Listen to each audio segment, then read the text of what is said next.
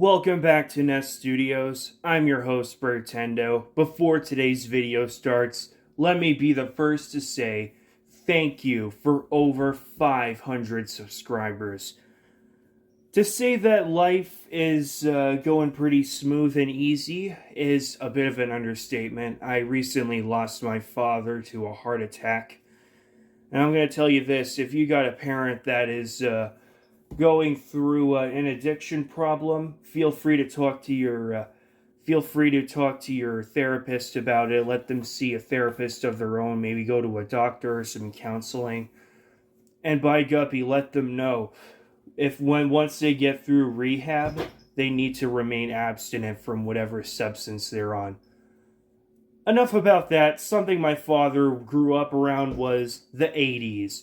And what's more 80s than today's video? Well, if you've seen some of my YouTube videos, with my Pokemon openings, you may have noticed my Transformers collection getting a whole lot bigger.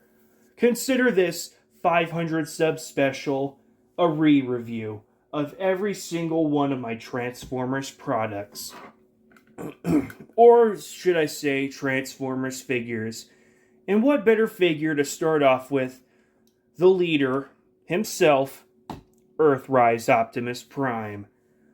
Now, I got him posed something similar to this, actually, if you do recall that pose, but this Earthrise Prime is absolutely fantastic. You may have remembered him from my old webcam era, when I still had that webcam and I was still struggling to transform some of these figures, actually, but I'ma just deglove him of some of his items there. We'll get to those in a second, but Optimus Prime in his robot mode is absolutely fantastic. It's very akin to Generation 1. Who needs them MP10s or the MP44 mold when you have Earthrise Prime? Now, I did hear that apparently the colors on this aren't so good. They're much dulled out, but honestly, I could care less. It's a bit of a harken back to when Transformers actually took their brand pretty seriously. And for me, it all ended when Transformers Prime when Transformers Prime ended and Robots in Disguise 2015 came around, But this is a great recall to the original G1 cartoon. Yeah, sure, there are some tires here that act as some sort of cheeks, but you know what? It's just amazing. I like this mold.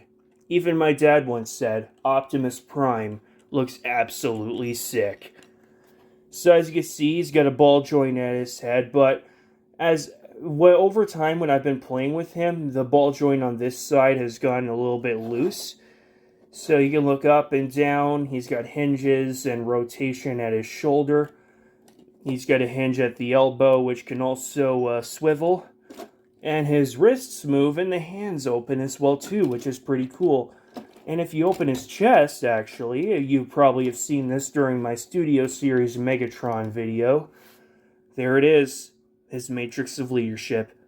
Light our darkest hour until all are one. And I have been watching the original 84, 87 cartoon. It's amazing.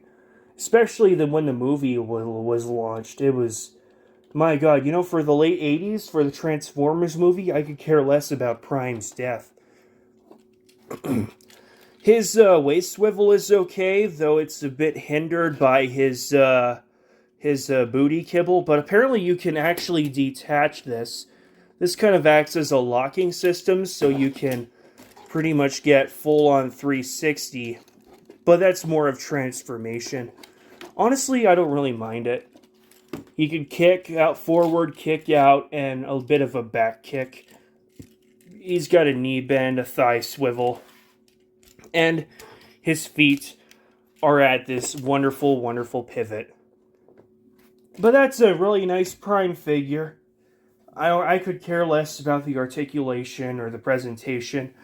It was actually a retool of a different Optimus Prime that was released beforehand, but that's more of War for Cybertron Siege, and honestly, I could care less about that. But let's move on to his accessories. He's got the Ion Blaster, folds back, folds up there.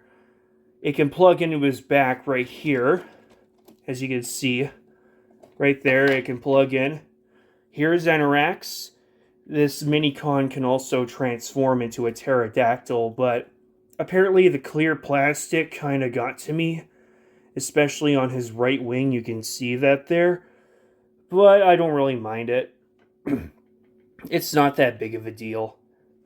His feet can move and all that, but it's better to put him in his axe mode, which can also double as a bit of a gun right there. Beep, beep, beep, beep, beep, beep, beep. Insert 1984 Transformers sound effects or whatnot. Yeah, sure, it's the grip is a bit much, but it works if you want to hold it like a gun or have him as his Energon axe. Oh, but did I forget to mention his Minicon name is Enerax? I have him on Transformers Earth Wars. I'll leave my group name, my teammate name in the description down below if you want to join. His other Minicon partner is Shieldron.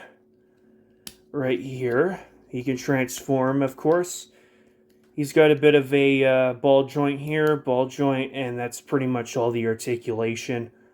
But it's better to leave him in his shield mode, which can go right there.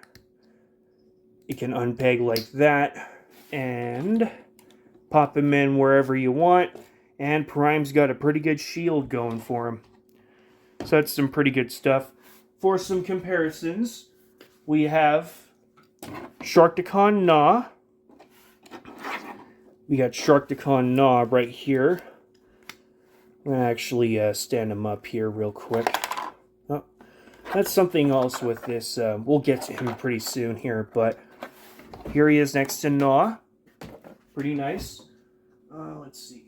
How about this guy? Galvatron. Mighty Galva.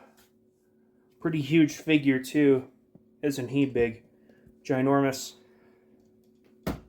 Ginormous. Let me see. What else we got here? Excuse me for a minute. We have animated Autobot Jazz. Pretty nice right there. Oh, Spud's on my backdrop. Hey, Spud. Hello, Spud. And maybe just one more. Maybe one more, but we'll make it fair. We got Cup. Here he is, guzzling down on some oil. Whatever you want him, whatever that is. And for something a little bit fair, because you know him, we have Off-Road Bumblebee. You remember him. You all remember him, Off-Road Bumblebee. And finally, but certainly not least, Studio Series Megatron. Oh yeah, he's pretty big. Oh, and in case I forget, I have stand adapters, so plug them in, get them into whatever pose you wish.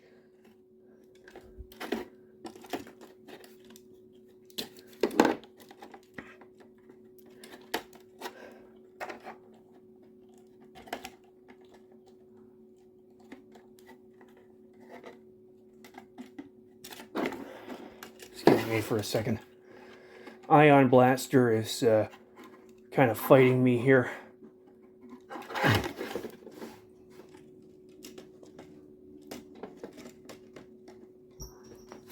Oh yeah, look at that. And the stand adapter holds them pretty well. Isn't that amazing? Optimus Prime in his vehicle mode looks absolutely nice. Just like the original G1 cartoon. Save for no detail on the windows, but oh, it's a fantastic figure. Rolls pretty well too. Rolls just finely across my plastic table. Oh yeah, sure there are toes sticking out of the truck, and yes, there's no kibble, but of course there's always a little sneak peek right there. That's pretty nice of where the Ion Blaster comes into all of this. You just plug it right in there, and that pretty much covers everything up. If you want to get extra creative, you can make a third smokestack just like that. have him like fire a beacon calling out his friends MHA style, My Hero Academia style, of course.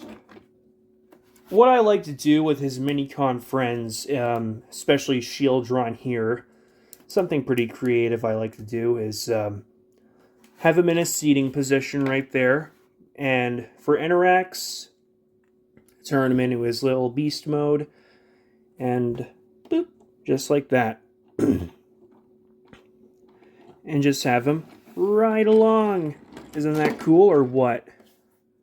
I should be saying this while editing, but Optimus Prime's vehicle mode is akin of a Freightliner WFT 8664T cab over semi-trailer truck.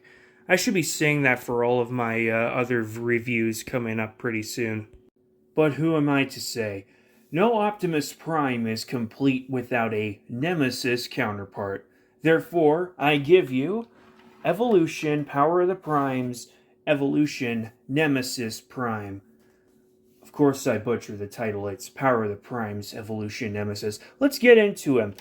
So he's got these big blades, he's rather armored up, and let's actually disarm him so we can get a better look without all the obscurities. This little blade partner of his we'll get into a bit. He's got shoulder guns and everything else right there. This thing has secrets that the original Evolution Optimus Prime didn't have at first.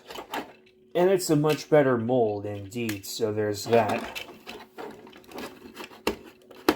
Okay, and just one more to get off of him. That's his gun. His ion blaster, which goes into two parts, and there he is, a Nemesis Prime. Let me see if I can adjust the camera. Yeah, he's a big boy, of course. And there's his, here's a better look at his head sculpt right there. As if my camera can pick it up. It's a bit slant-eyed, of course, not to be racist, but it's supposed to represent the Decepticon symbol, almost. And he's more evil, and it's more devilish and slender looking as well. And yes, the figure is ginormous, especially with all those accessories. Even without him, he's still a really big figure. And there's a bit of an extra secret that we'll get into in a second, but yeah, this is a really nice rendition of the Evolution Optimus Prime. Oh, it looks like his ankles are kind of giving way. Let's get into his articulation here. And let me actually try to stand this boy up properly.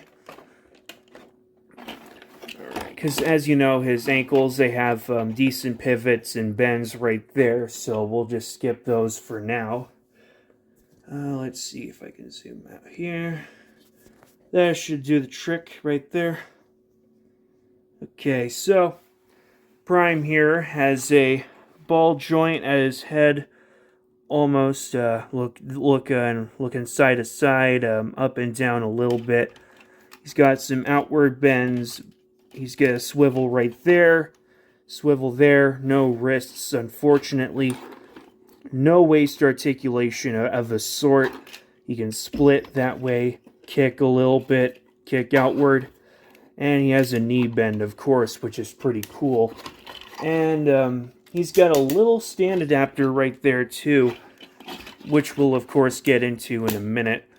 So, of course, you got his shoulder guns, his blades, his blade right there, an ion blaster, which can be separated into two parts, and this little Minicon friend of his, kind of familiar to Optimus Prime, but the only difference is he only ever gets one Minicon partner, and it's a very huge one at that. This is Giza, who first appeared in the Transformers Prime line, which I thought was the last time before the last time that the series made sense. But yeah, Giza looks pretty darn good. Very huge wingspan. He's got a connected hinge joint. He's got a connected swivel and a hinge joint right there at each of his wings. He's even got a little flip out right there. Honestly, I'm not sure what that is supposed to be for, but what can you do? And the whole stand adapter thingamabob right here. probably get him into a very decent pose. Oh, given his weight and whatnot, we'll have to see where this goes. So yeah, it goes right in there, and he's pretty much got a third leg to help him out with whatever. Oh no. Oh, it appears my stand adapter pretty much broke off right there, so... Oh, I can't believe that happened. Yikes. Give me a minute. Yeah, PSA, don't put stand adapters in these big figures. I know I stutter a lot, but yep, I'm never coming back from that again. That's going to be a hard thing to get out. And this was sturdy plastic too. My goodness. But of course, the big secret behind Nemesis Prime, the evolution thing, is that the main chest compartment is his doppelganger, or his secret identity, if you will, is Nemesis Pax. As you can see, his head is almost akin, like a combination between Nemesis Prime and Optimus Prime, or Orion Pax, if you will. And the side here actually has a mohawk right there, too. As you can see, it swivels back and forth right here. Pretty nice figure, albeit the, of course, the kibble. This kibble actually has a secret if you, kind of like with Optimus Prime, because, you know, he's got a double-layer matrix chamber right here. And there's his darkness matrix of leadership, which, of course, can be removed and replaced with a headmaster, of course, if you really want to go that route, which is a very grim route, and you should really get some help in regards of that route. So there is that. So there it is, that darkness matrix of leadership. Okay, so we'll just put that back in there, close up his chest, make sure everything is lined up willy-nilly. Oh, golly gee, this is just amazing.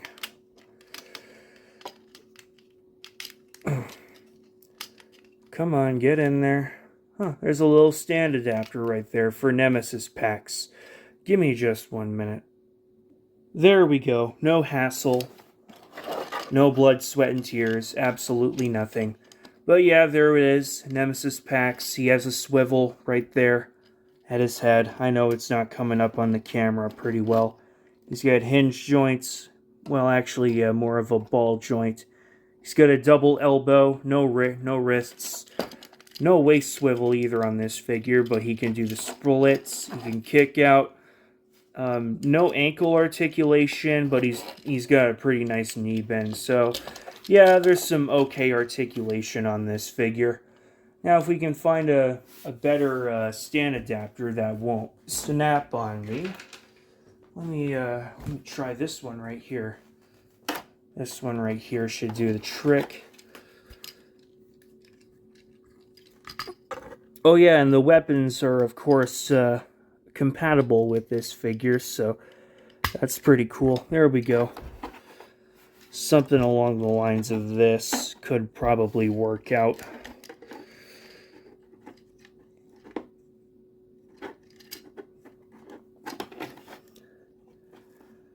Alright. And we can split the ion blaster in half. Plug those into his hands. Right, like that, and oh yeah, check that out. Isn't that lovely? And here is Nemesis Prime in his trailer mode. Truck trailer mode, whatever you want to call it. It's basically a, oh god, what is it? It's basically a black version of the Freightliner cab truck that Optimus Prime was based on. Matter of fact, here he is for comparison right here. I know I don't do comparisons often of my Transformer figures. Bear back up before he hurts you, Prime. But yeah, he's pretty cool, especially with his trailer mode, of course, which I wish could hold together a little bit better than I have it. Hang on. Okay, that should do the trick right there. Something else pretty cool is that there's a built-in peg right there, and it goes right into the hook of this truck mode, which is a bit kibbly to say the least, but what can you do? It's an Evolution Optimus Prime redeco. And you can actually get his truck armored up. You can take his guns, open up these panels, or should I say shoulder cannons instead. You can plug them in right there, especially on the other side, right there. There we go. Oh, nope, not yet. There we go, right in there. You can take his two-piece ion blaster, connect it in just like that. Then you gotta dig into here, and let's see if we can get this in properly. Yes, we can. Make sure everything is... Oh, sorry about that. My backdrop is mainly construction paper and whatnot, so you plug his ion blaster in there just like that, get it positioned however you want. Doesn't matter. Whatever fits, whatever floats your boat. If whatever shoe fits you best, really. And we'll just rework the kinks. Oh, looks like this elbow is bent wrong. Okay. Now, we could take his sword, the Darksaber from the overrated Unicron trilogy. You can plug it in any one of those pegs you wish. And what I like to do, which is a preference, take Giza, there's a slot right there, and pop him in there, perch him on right there, and as you can see, Nemesis Prime is ready for action compared to Earthrise Optimus Prime right there. There we go. There can be only one Optimus Prime, and that Prime is me. I'm going to be covering these two next because, in a way, they're practically the same, and after watching the Transformers 1 trailer, I can see the reason why B-127, or in this case, Bumblebee, was pretty silent throughout the whole film franchise. First, we're going to start off with Studio Series Off-Road Bumblebee, looking pretty sweet. One of my first ever Transformers reviews alongside the Cyberverse, Megatron, and Shockwave, and with Earthrise Prime, and this little fella right here. We'll be getting into that other Bumblebee pretty soon, but to be fair, I like this figure. It does really great in both robot mode and vehicle mode. Because robot mode, it pretty much sandwiches everything together. And vehicle mode pretty much stretches it out and makes it all blocky and wheely. Like, not like the Transformer, but all blocky and wheely pretty much. And a little head comparison here with... this is also a Studio Series, but this is actually a redeco of Dark of the Moon MechTech Bumblebee, which is where the weapon comes in. But as you can see, they don't share the whole Autobot insignia on the head, which is something pretty akin to the original movie Michael Bay design. But yeah, this is a good figure, but this one is a little bit questionable because this was listed as Studio Series Universal Studios Bumblebee. As in the one you would see at Universal Studios. Anywhere you go, Japan, New York, whatever the hell, wherever the hell it is at. But yeah, it basically has kibble issues on mine at least, but apparently it's like... They tell you it doesn't really matter how you do the backpack, which is kind of where they gave up, and these clear plastic window tints like to come off pretty easily, but something pretty nice, this thing has light piping, which is pretty cool. And, you know, it's kind of a bit of something risky to get this into a standing position, so Here's Off-Road Bee's gun, plugs right into his hand right there. And Bumblebee's weapon, you can either have him hold it, or you can peg it right into this forearm, which gives him a more intimidating look.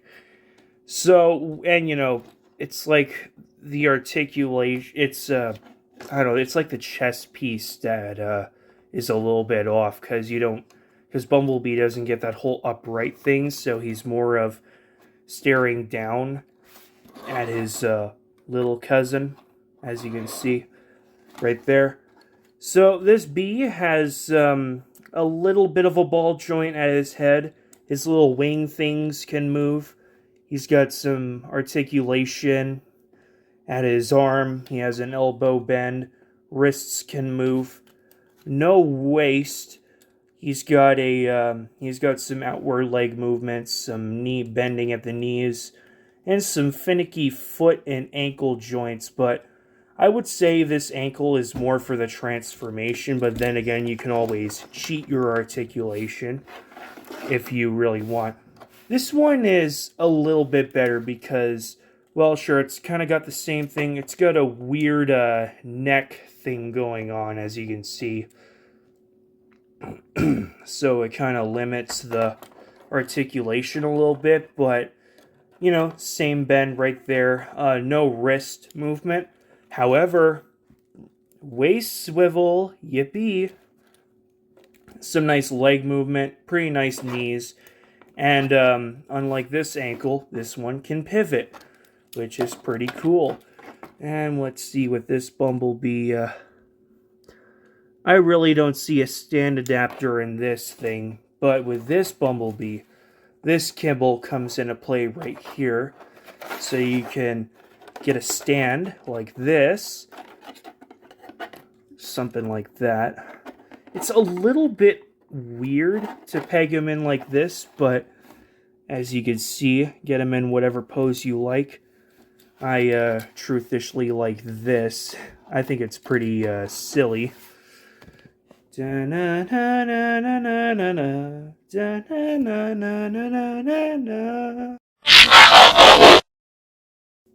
here we have our Bumblebees in vehicle modes.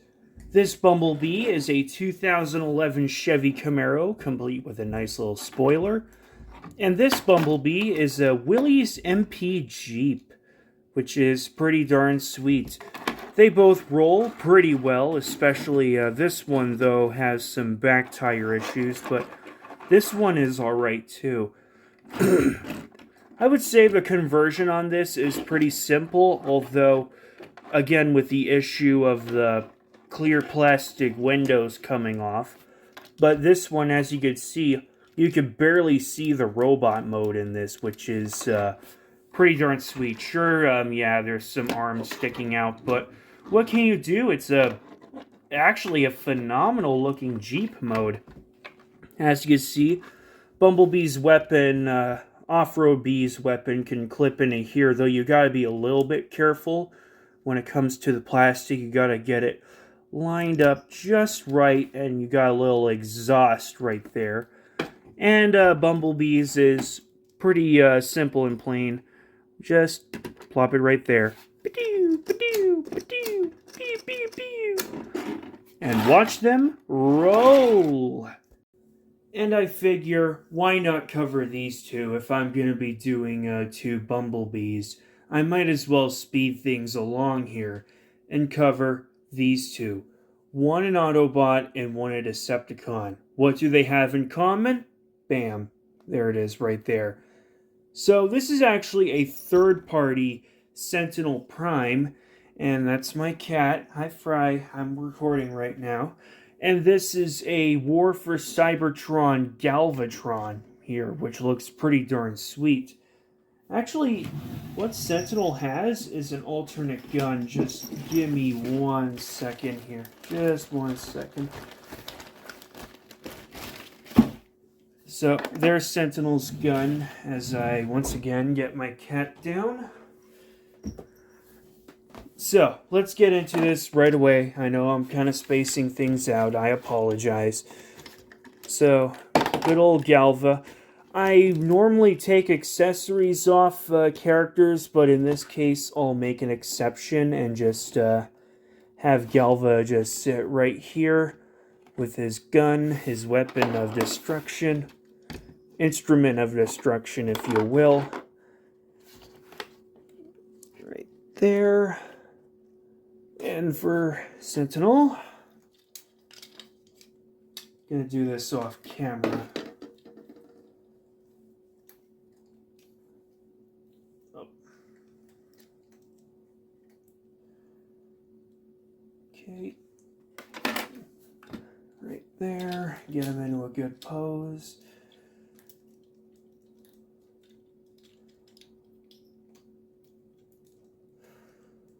Okay.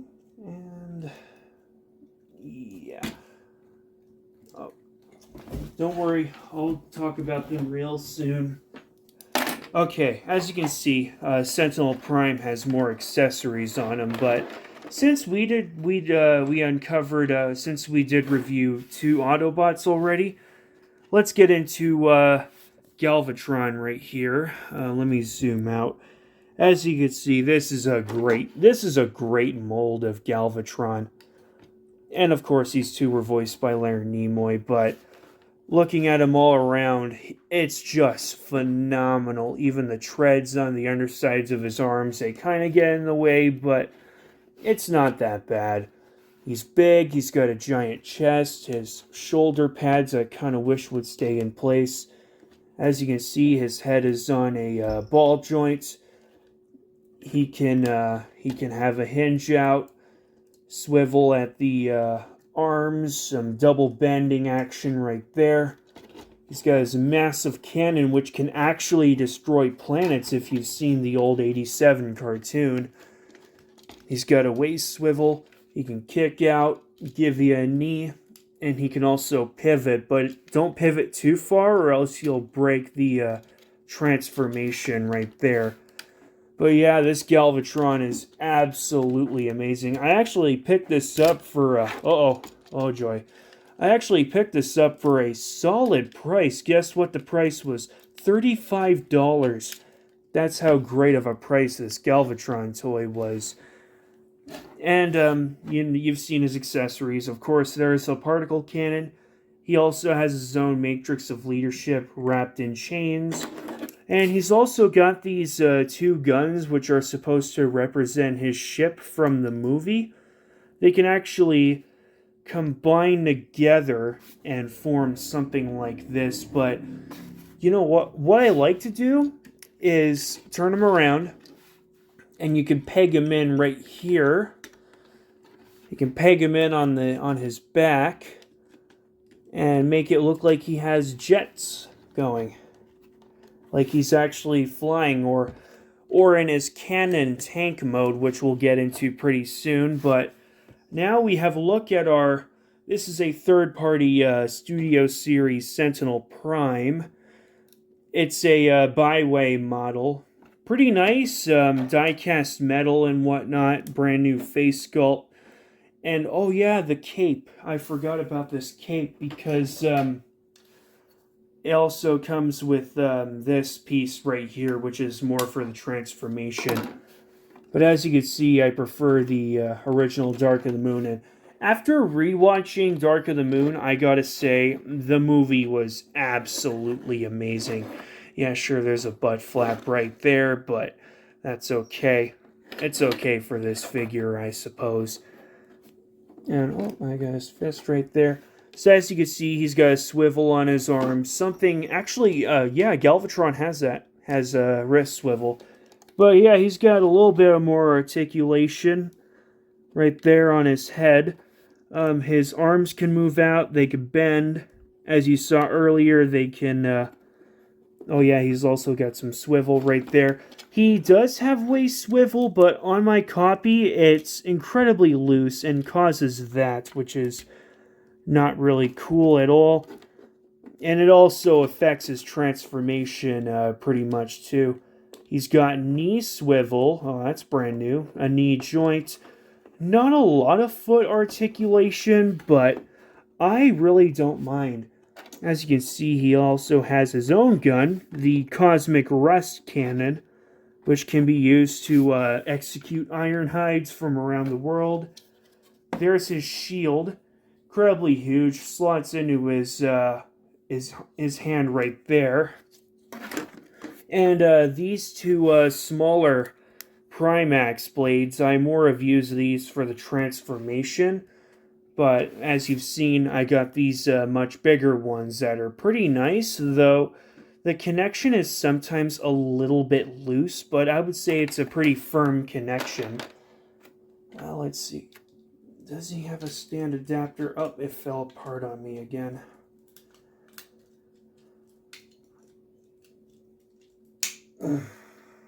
Okay, this Sentinel Prime does have a little stand adapter. You can plug him in right at the bottom of there, as you can see. And Galvatron has his own right there too at the very bottom, though with this peg it's a little bit loose, but I'm not going to pose them as much. What I'm actually going to do as actually a bit of a tribute and a reference to both Sentinel and Galvatron becoming buddies. Not actually buddies, no, but more of Leonard Nimoy's voice acting both of them. So there's that. Something simple. Ain't that lovely? And here is Sentinel Prime and Galvatron in each of their respected modes. Sentinel Prime here is a... Oh, there goes my backdrop. Jeez Louise. Sentinel Prime here is a Rosenbauer Airport fire truck. Of course, without any Autobot symbols, because... Well, if you put an Autobot symbol on a third-party toy, chances are you're going to get the pantsuit off of you. He's got articulation on his hose. The wheels don't roll as well, and I suppose that's okay for a third-party toy. And here is Galvatron in his tank mode. Looking pretty darn fantastic right there. Almost akin to the original G1 cartoons. This is what he transformed into to take down Starscream during his coronation. And with Galvatron, because you can't do it on Sentinel, you can plug in his Matrix right there. Just another little 360 view. And these little jets right here, I like to call them jets instead of miniguns. You can pop them in right here. And that gives them a little bit of some rapid firing. So you can go ba-doo, and then fire the big one off right there. And just watch them roll. And of course, to the late Leonard Nimoy, live long and prosper. That's how far they go. I might as well cover these two while I'm at it. Authentics Grimlock and Cyberverse Shockwave. These are the two that I'm going to be replacing pretty soon. As you can see, Authentics Grimlock, I don't know why I bought this. I bought this actually at my old workplace before I quitted. And decided to live off check to check, government funds, whatever, but enough of that. But yeah, Grimlock looks almost akin to his robot mode, save for hollow legs and whatnot, and no swords or whatever. The only accessory he ever came with was this dino head right here, and that was it.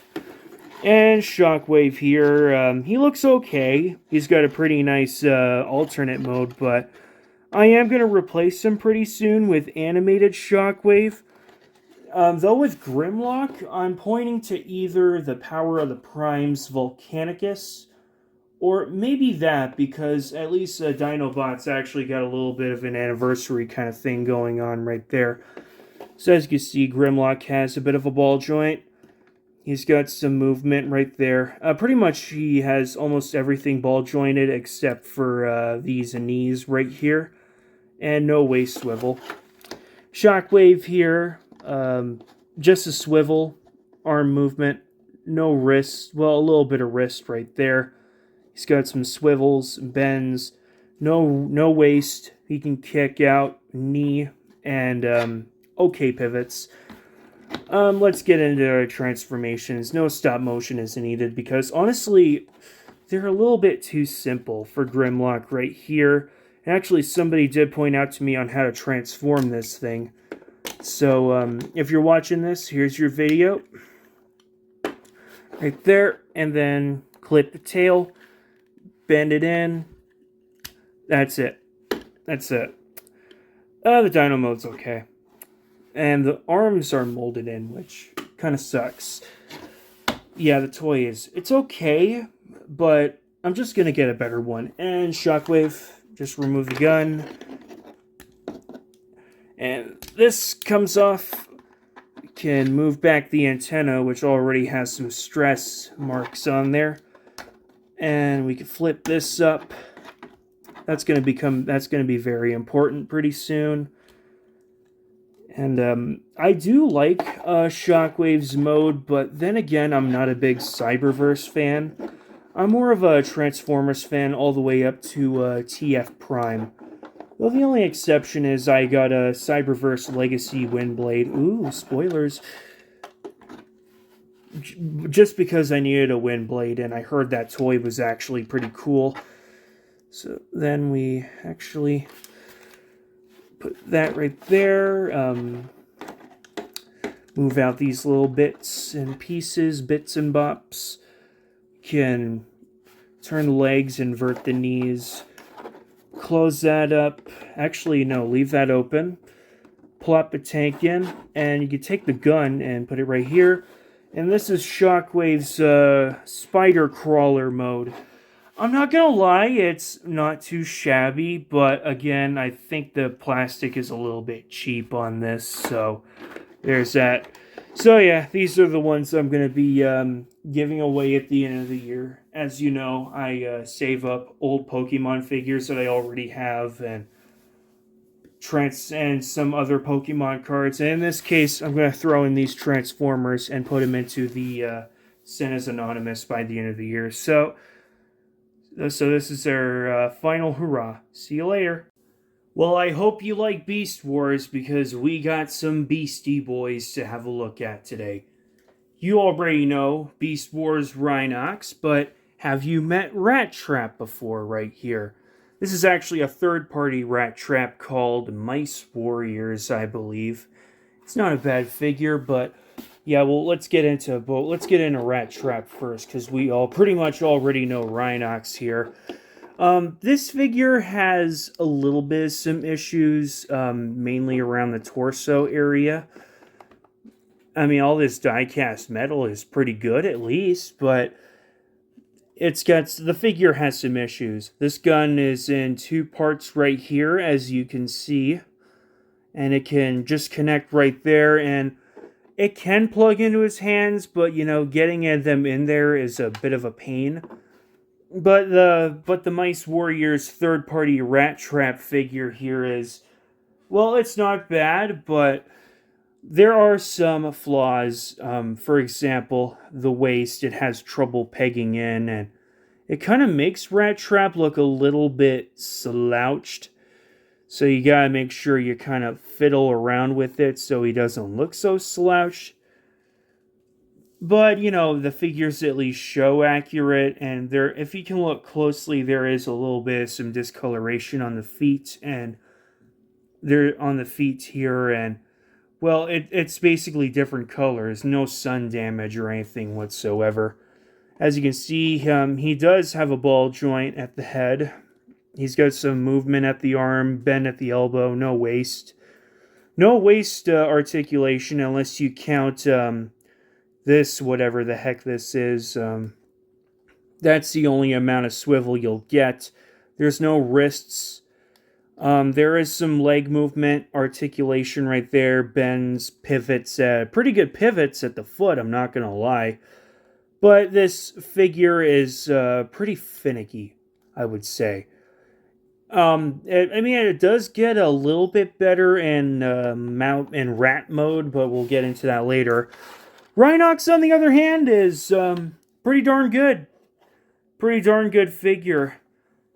I know there's a Masterpiece one coming pretty soon, which is going to be pretty identical to the original cartoon. I haven't watched all of it, but I did watch a little bit of this right here. But yeah, this figure is amazing. He's got his on the original toy. These guns were originally gonna be, if they could come off his hand. There we go. They were originally gonna be little ball and chains, twin ball and chains, but they decided to make them into death machine guns that fire at a rapid pace. For such a for a scientist, which is both brain and brawn and equality right here. But yeah, this Rhinox does not have any flaws whatsoever. My only gripe is mainly the way you transform the legs. It's a little bit hard and complex, but he's got some articulation at the head. He's got some butterfly in joints, something Rat Trap wishes he had. Some bending at a little bit of bending at the elbow. No wrists. He does have a little bit of waist right there, pretty good. Yeah, the forearms do move a little, but I think that's more for the transformation. Pretty good spread, kicks, thigh swivel, a little bit right there. I would say that would start. You can see the movement. Pretty darn nice pivots for such a bulky figure right here. And for weapon storage, you can actually store the death machine guns right here on the bottom at his back. Let's see. He does have a stand adapter. You can plug it in right there.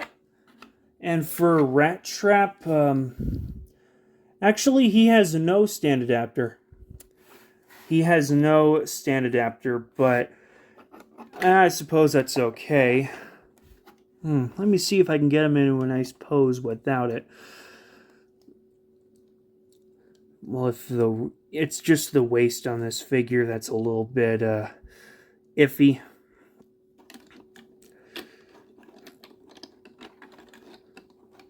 Oh yeah, there is some outward movement. Well, it's okay.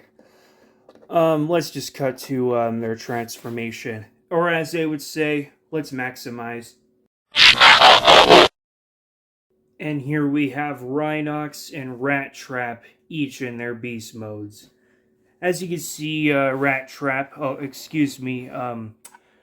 Mice Warriors here has okay rat mode. It fits pretty well in the hand, pretty long tail.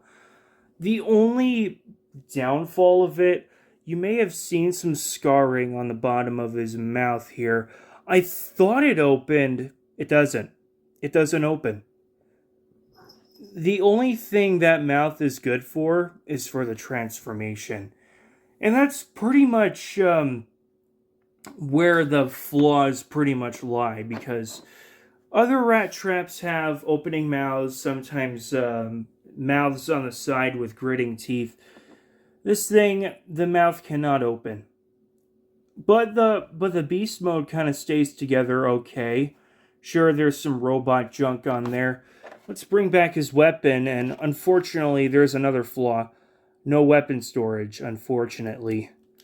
So you just gotta just slot it in there and pray like hell that it does not pop out. Rhinox, on the other hand, pretty good rhino mode. Pretty good, pretty bulky. Mouth moves so you can replicate that meme, Rhinox maximize, and all that good stuff right there. But with the Masterpiece figure coming out, there is pretty much extra advantage to do a little stop motion. Yeah, sure, there's some yellowing on some portions right there, but I don't really care. I mean, the Rhino mode is okay. I should talk about articulation as well. Yes, the jaw can move, head can gnaw a little bit, nod up and down a little, no side to side, but you do have a little bit of some articulation, some bending right there. And the hind legs, they do move a little bit, rocky back and forth and whatnot. And there's also, this thing actually has good weapon storage compared to this guy who only has hinges on his feet. And yes, there is some at the tail, but then again, that's more for the transformation. And of course, no weapon storage. But with Rhinox here, take these guns, You can put them together like that. Turn them upside down. And, well, you gotta kind of shimmy with it. As Jobby the Hong would say, put it in my demonetized. Because, well, if David K can't say it, I'm not going to say it either. Then again, I'm not a monetized channel yet. Oh, geez Louise. This thing can be a bit of a pain to get in. You gotta really line it up with those circular pegs. Ah, well, that's good enough. Then again, it's not going to drop out. All I really need is Optimus Primal. That's something I'm kind of after. But you can just imagine right now, well, I'll just take Rat Trap on there, and you can just watch them go and watch Rat Trap slip. Here he goes. Hey, wait up a second here. I'm not done yet. And what is this? Has Birdtendo slotted a review in between this 500 subscriber special? You bet he did. Why? Because you guys are awesome. I appreciate all the subscribers and whatnot. So I figured, why not surprise you? So we got some items to review. We have, a Transformer. Beast Wars 2 Universe Tasmania Kid. It's like this figure was looking at me and he's all like, dude, buy me. Please buy me. We have a mystery power box to open up today, all nice and sparkly and glittery. Here's a Yoshi figure we're going to have a look at. Unlike the light blue one, it actually has some nice articulation. And check this out. In a haunted forest environment and figure display pack from the Pokemon Selects brand.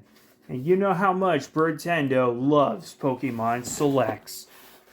After all, Zapdos, Mewtwo, and Rayquaza are up there, so that's pretty cool. Let's actually start with Yoshi, right here. Let's get him out of the box. On the back here, looks like you can also get Toadette and Mario with the 1-Up mushroom. But, I mean, I don't really care much about that. All that matters is I have this right here. Oh, camera almost fell on me. Just gonna straighten it out right here. And here is Yoshi. There we are. So, of course, actually, let's have a look at the egg. It's a simple egg compared to our light blue egg. Pretty cool. Cool stuff. And this Yoshi is incredibly cool. My God. The green is actually a bit lighter, and it's pretty darn sweet, too. Look at those baby blue eyes, man. My goodness. I'm actually glad I picked this up. It's an amazing thing. He's got some swivels, hinges, a hinge at the wrist. Pretty darn sweet. Look at this. He's got movement in his legs. He's got a movement at the foot. And look at that. A toe bend. Even my light blue Yoshi right here wishes for a toe bend. And look at the difference here. The eyes, of course, the articulation. My goodness. I can't believe GameStop gave this to me for $13.49. It does say $14, but I'm on the edge platinum. Get like me, of course, but my word, is this Yoshi just perfection. Well, yeah, perfection right there. Pretty darn sweet. We'll put him off to the side. Let's get into here. Why not? Let's get into this. Into this here. I've already covered Squirtle and Poliwag and Honedge and Ammonite. We are going to cover Mimikyu and Murkrow. So that's pretty... Actually, I'm going to open it on camera here.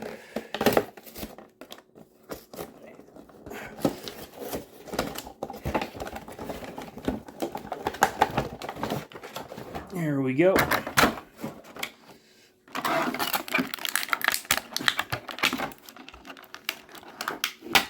There we are. There's the Mimikyu. That's a nice figure. They're all nice figures, these Jazzwares. Pokemon figures. They're all amazing. There's a new Tyrantrum coming pretty soon, and whatnot. Did you also hear there's also a Legend of Zelda Lego set that's coming out pretty soon? Not only did my late father love the 80s and all those original Transformers, he also especially loved Legend of Zelda. That was probably his favorite franchise. He never fully gotten into Pokemon. He told me it was a Japanese fever dream. So, just give me a minute. This Murkrow is fighting me. Okay, pro tip. If you're going to be getting this Murkrow out of the box, you need to be especially careful. See those stress marks on its neck and a little bit on its tail? Oh yeah, they should have packaged it a little bit loosely, but thank God I was careful. And, this Murkrow figure is actually pretty sweet, I'm not gonna lie. It's just the way they packaged the thing in there. They really just hooked it in there with that plastic cable, and of course, you know me, I just like to muscle my way through. The Mimikyu figure, easy to get out, and my God, does it ever look dynamic with those swiping claws and everything. Oh yeah, they're all amazing. They're all amazing. And the little figure stand. Ooh, spooky. Very scary indeed. All these dead trees, mushrooms, and everything. Look at me talking about spooky stuff in late May, as of the time of recording this. But yeah, this is a nice figure stand, especially with this Murkrow. I wish they did a little bit better on the packaging. But enough about that. Let's get into Tasmania Kid. Apparently, I heard this guy was a troublemaker in the Japanese cartoon called Beast Wars 2nd, or Beast Wars 2. I didn't really get into Beast Wars, and I did not realize there was a little bit more to this set, to the line, I would say. Look at me just stuttering. There's his tail gun. Apparently, as a tradition, many tailed Transformers would get a tail whip. But in this case, Tasmania Kid is pretty special, as he comes with, oh my word, the tail gun. Oh man, you really gotta muscle your way through all this, and the legs come out pretty easily. They're also apparently his beast mode head, which is pretty cool. I gotta say, it's a nice figure, actually holding it right now. They've recently been doing plastic-free packaging, which is alright, but, you gotta think about when people are tampering with this. Oh boy, I really gotta split those legs now. It's like this thing is making me pause in between. Hang on just a minute. So out of the box, Tasmania Kid feels pretty firm for such a small little Tasmanian devil that turns into a robot. And yeah, this robot mode is absolutely, well, not absolutely, I don't want to kiss its behind already. But yeah, it's a pretty good robot mode, I'll say.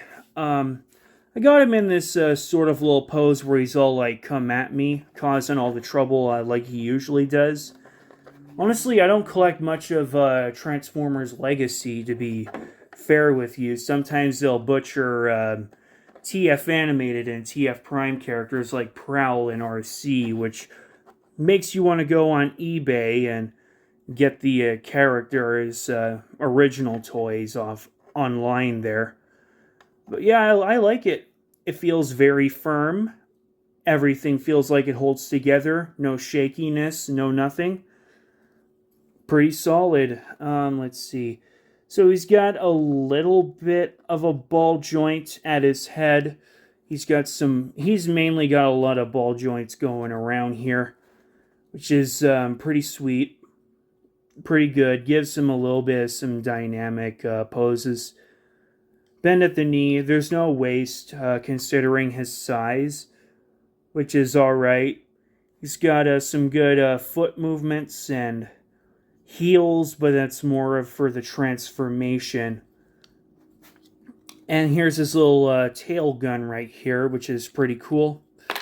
And yeah, the figure ain't so bad.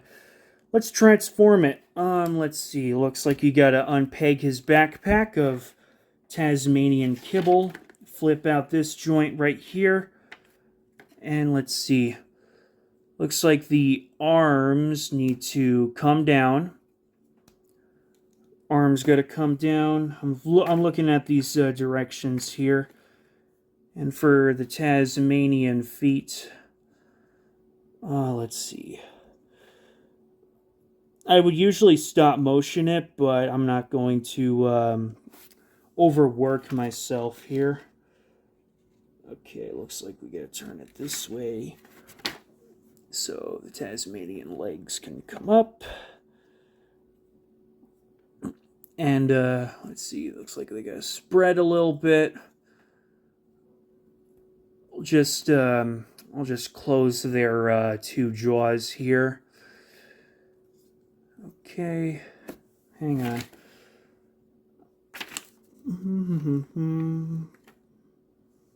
Oh, wait. Okay, I might need a pause for this. Hang on. So here's Tasmania Kid in his Tasmanian Devil mode, and I gotta say, this is like almost like one of those classic Transformers I've transformed in the past. Or no, like one of those toys, classic Transformers toys in the past, you know. It's got that feel. I kind of wish this forehead piece would clip in a little bit more, but it's okay. And this tail is all right, even though the peg kind of sticks out. I kind of wish they had a little fold-in gimmick so it doesn't look so awkward. But it stands up pretty well, feels pretty solid. He's got some hinges on his arms and the same leg articulation. Not a lot going on for his Tasmania tail.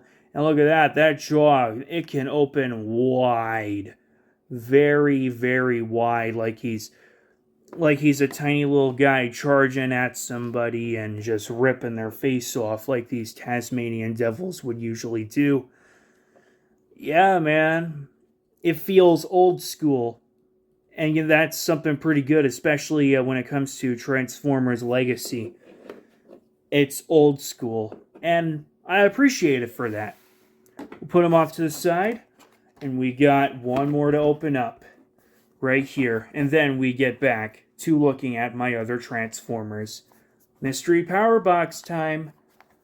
I don't really care about the Unreal or Swerve kind of thing.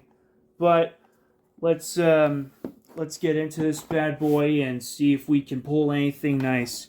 Just gonna take my shiny Zacian pin and make a slit right there. They say there's a chance that you might get a classic pack, but given MJ holding, I'm not sure if we'll actually get one today. But then again, I suppose that's okay. Okay then. So we got, look at all these cards here. We got Brilliant Stars, Silver Tempest, Shining Fates, Evolving Skies, and Pokemon Go. And our coin is, Volcanion. Ain't that cool? So let's shuffle it up. Of course, I will give you guys the code cards because I'm that nice. I'll put in Pokemon Go in between Evolving Skies and Silver Tempest. Actually, hang on. I think it's more of like this. That should be okay. Okay, let's get into it. And what a way to start with Shining Fates with Shiny Dragapult. Remember Shining Fates? I do. That was one of the first Pokemon sets I started opening up after when I rebooted my channel practically. So yeah. So we have a Lightning Energy, Eldegoss, Dartrix, Luxio, Spinarak, Qfant, Gossifleur, Sanam, Coughing, a reverse holographic Morpeko, and a Manaphy regular rare. That's okay. That's quite alright. Put her right there. Evolving Skies up next with Umbreon. Single Strike. You lived for so long. Come on. Open up for me. That should make things a bit better. Oh, yeah.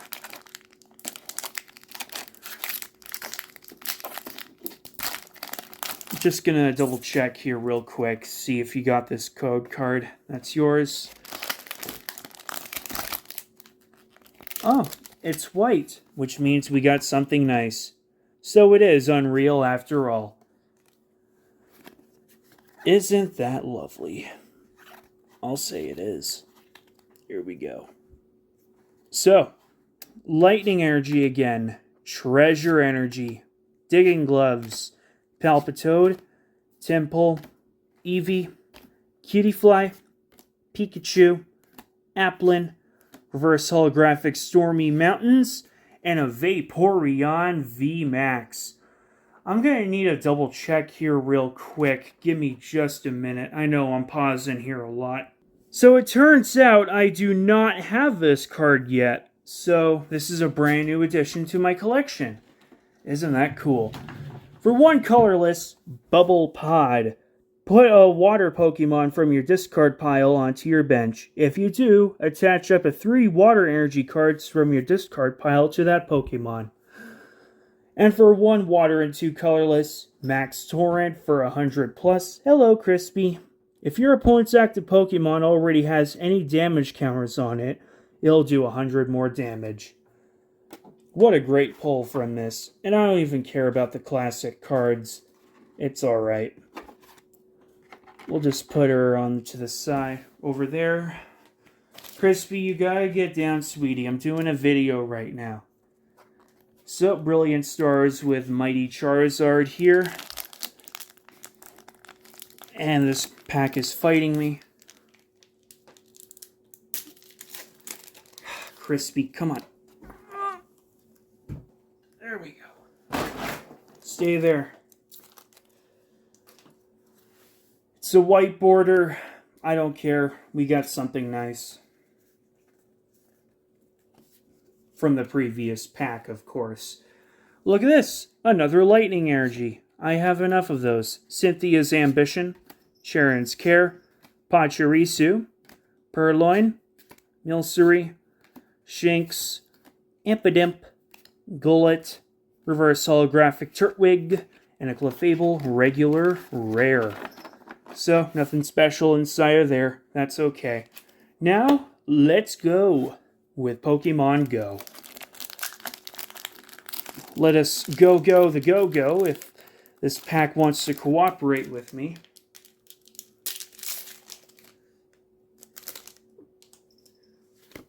Of course, it's one of those special sets, so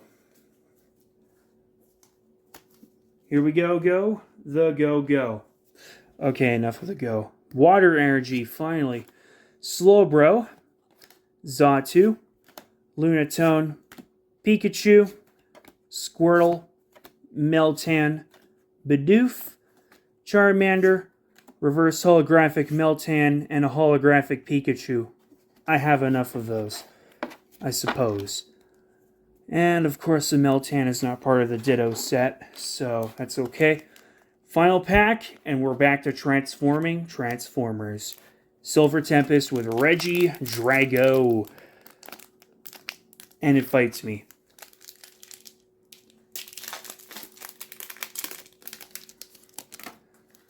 Sure, we end on a white border, but that's quite alright. Let's cap it off.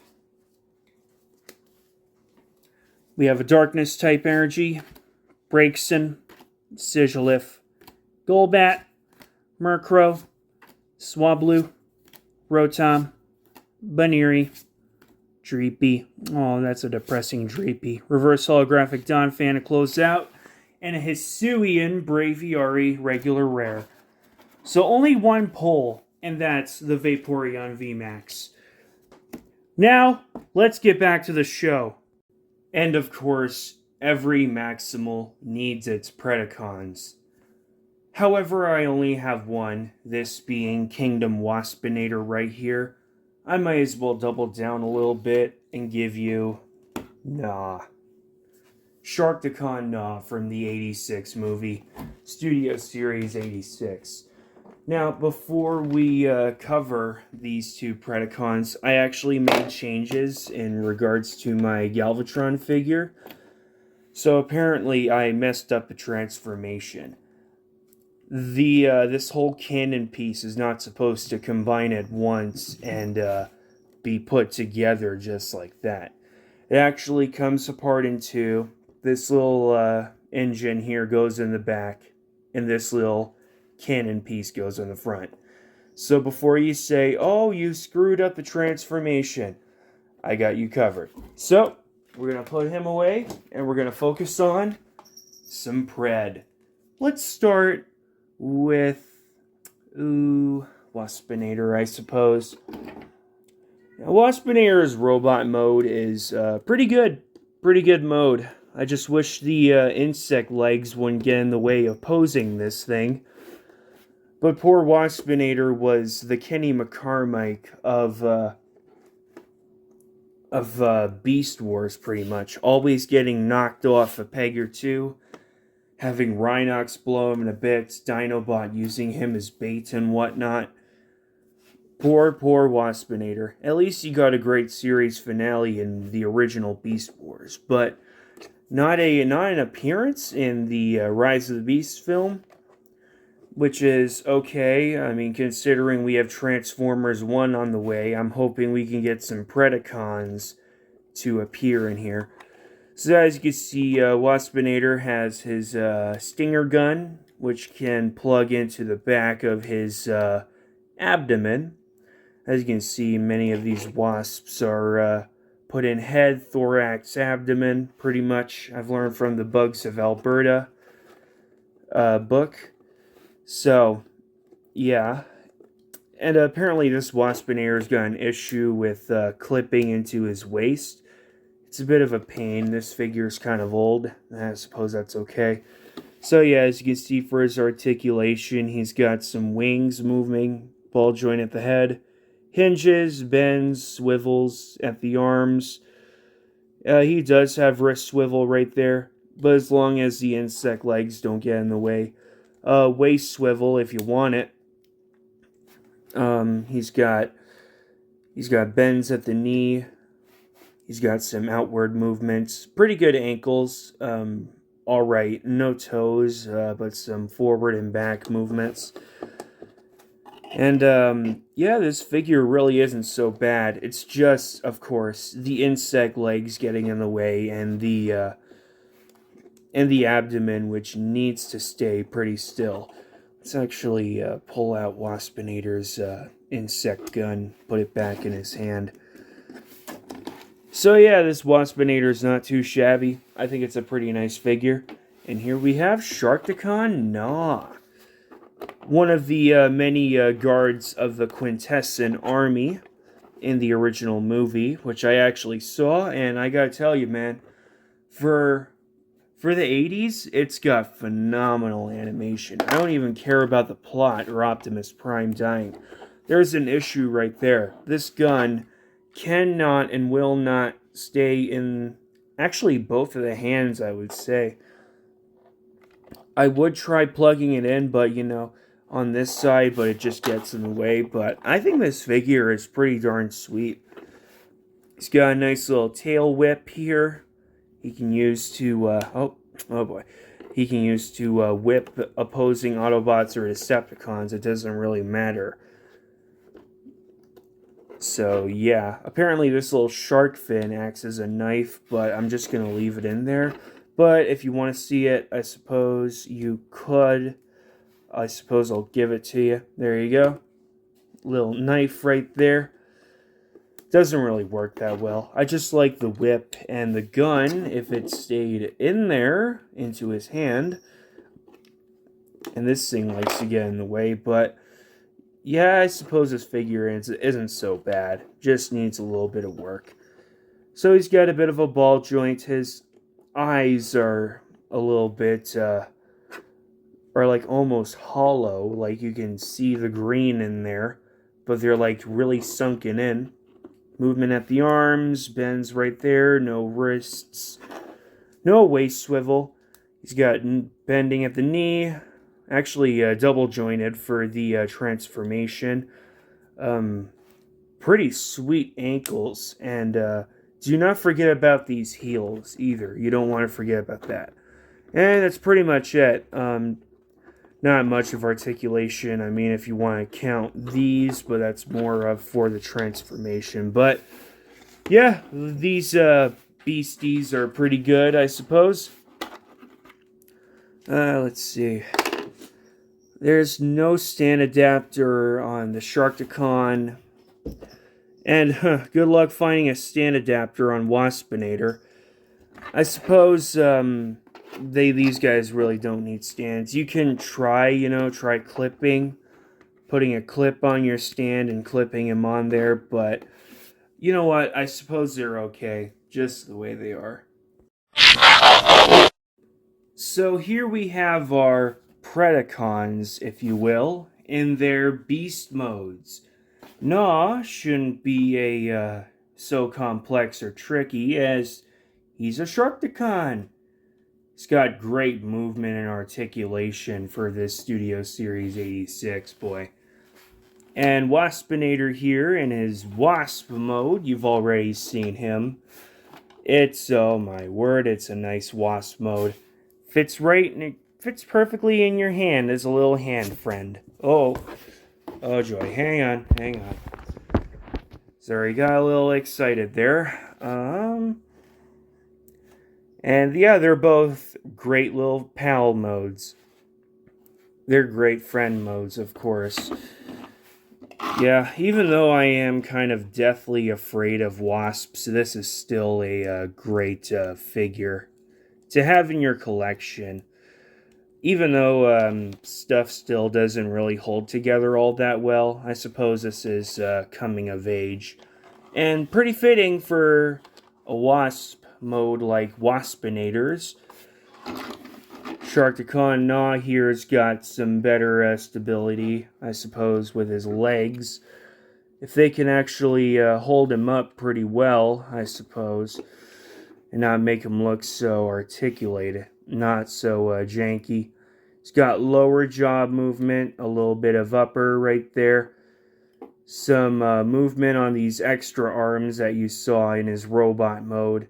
Little pew-pew gun action. Fits good in the shoulder instead of in the hand. Some nice tail right there. Pretty good tail. Pretty nice beasties. Watch them go. Just watch them go. This next category is something I like to call Transformers I've had issues with. Here we have, oh my god, masterpiece movie, Ironhide, because I thought the guy in the movie was pretty cool. And we have, I believe this is War for Cybertron Siege, I believe, WFC Siege Apeface.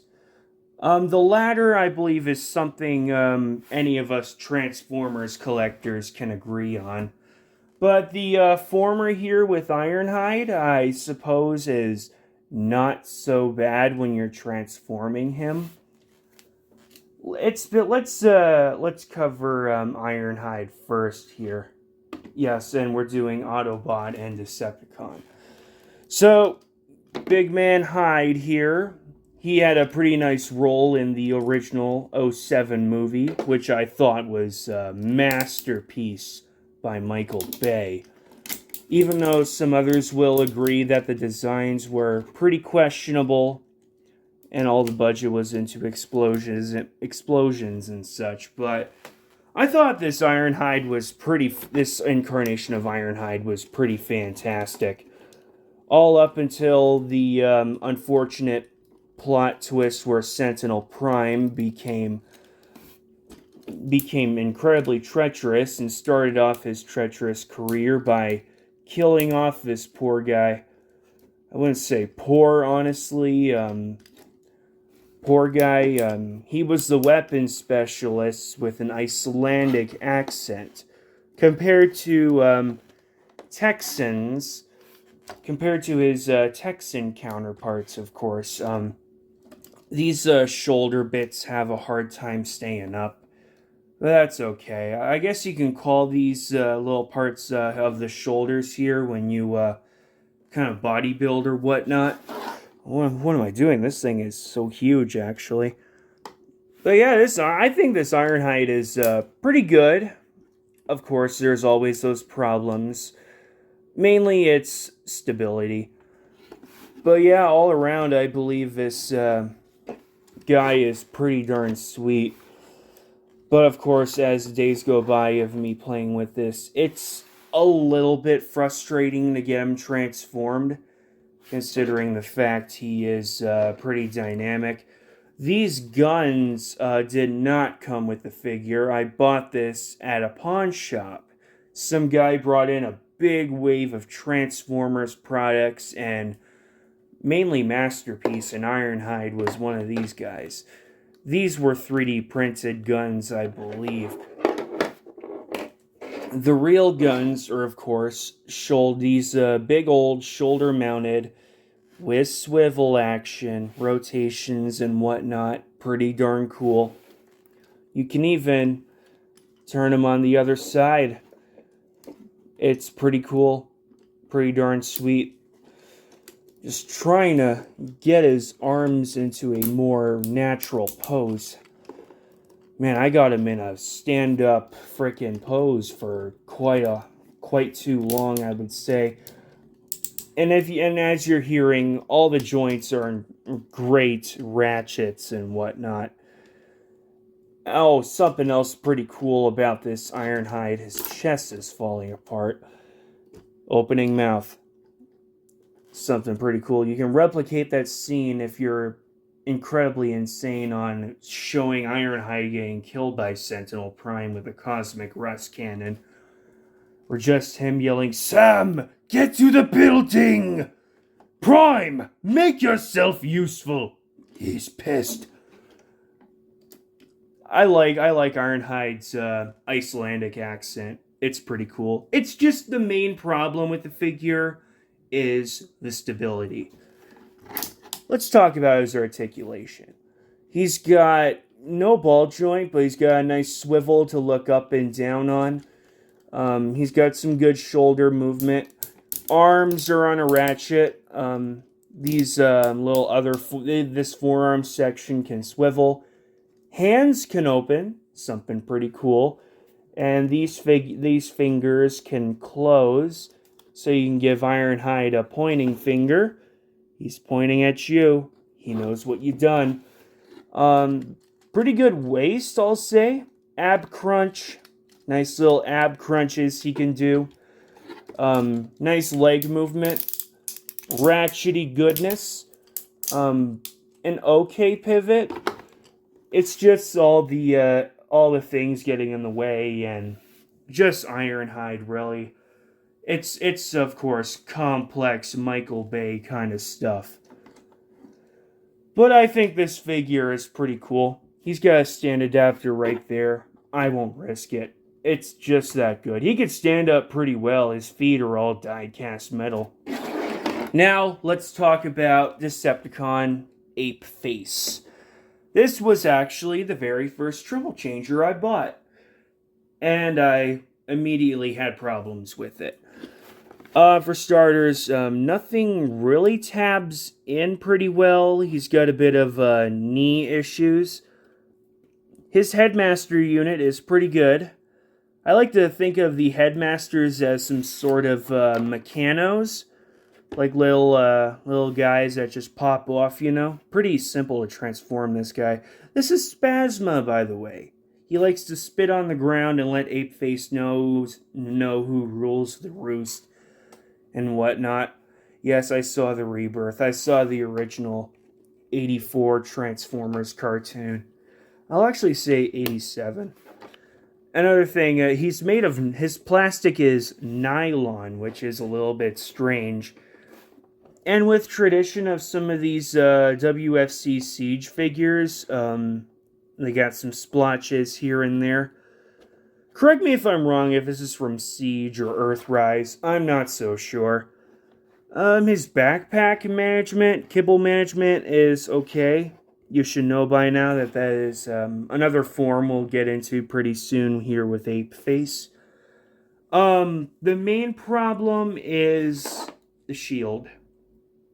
The shield is, you may notice the shield is a bit scuffed. When I first bought this, I should have looked at the warnings beforehand regarding this shield. The clear plastic snapped on me from the peg, and it took a lot of force and a ton of anger from me to take the peg out. And I had to get this thing of crazy glue and super glue it. So when I'm transforming this, I gotta exercise all the caution I need to ensure that this thing does not snap on me again. The figure overall is not bad. It's not too shabby. Got some pretty good movement. No waist swivel, considering all these bolted in things for his wings. Pretty good head movement all around. Yippity-doo! Got some nice, I would say, I don't think this is double elbow action, actually. Oh, yeah, it actually is, but if you like going backwards, if you like backwards elbows, I won't kink shame you. No wrists, unfortunately.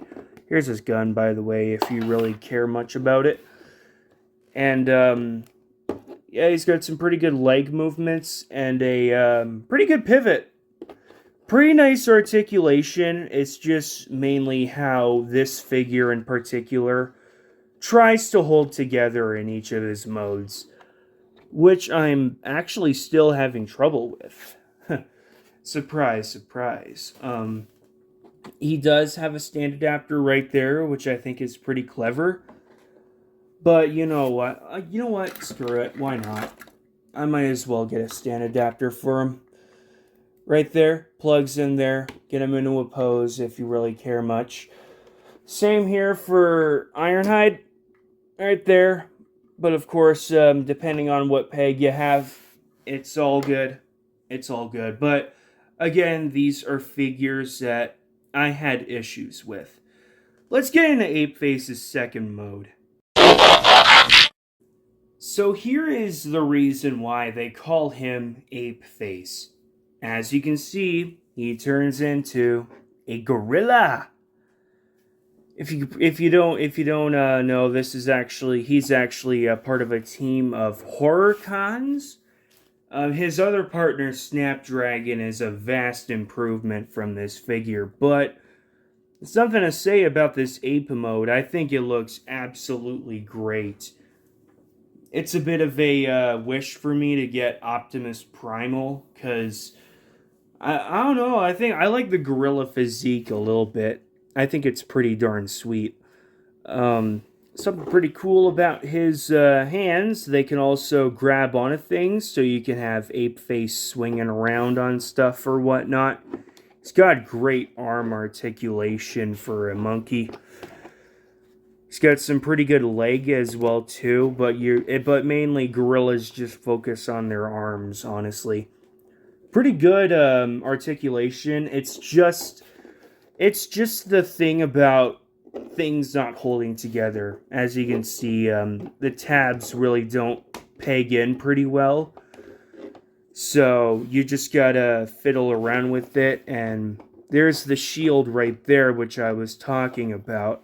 You actually got to unpeg this if you want to put a mini-con, if you want to put your Headmaster Spasma in there. But overall, I think it's an okay execution for this monkey mode. Of course, you got the obligatory head movement and pretty great range of arm as well too. Especially if you want him to hammer something down with those massive monkey arms. Okay legs, actually. Pretty good legs. Of course, just the habit of things not tabbing in perfectly. I don't know, I kind of expected a little bit better from this thing, but I suppose that's Hasbro. Let's bring Ironhide in here and wrap up this charade of figures that are having trouble transforming, of course. Yeah, it's yeah, these figures, they're nice, but they need work. Make something of yourself, punk-ass Decepticon. And here is everybody in their vehicle modes. I'll talk about Masterpiece Movie Ironhide a bit later. Ape Face's jet mode is fine. It's fine. I see the motive of what they're trying to go with that little snarling toothy smile on that jet, trying to give it a little fighter jet kind of look. But it's really just a brick with wings and a gun right there. But I suppose that's okay.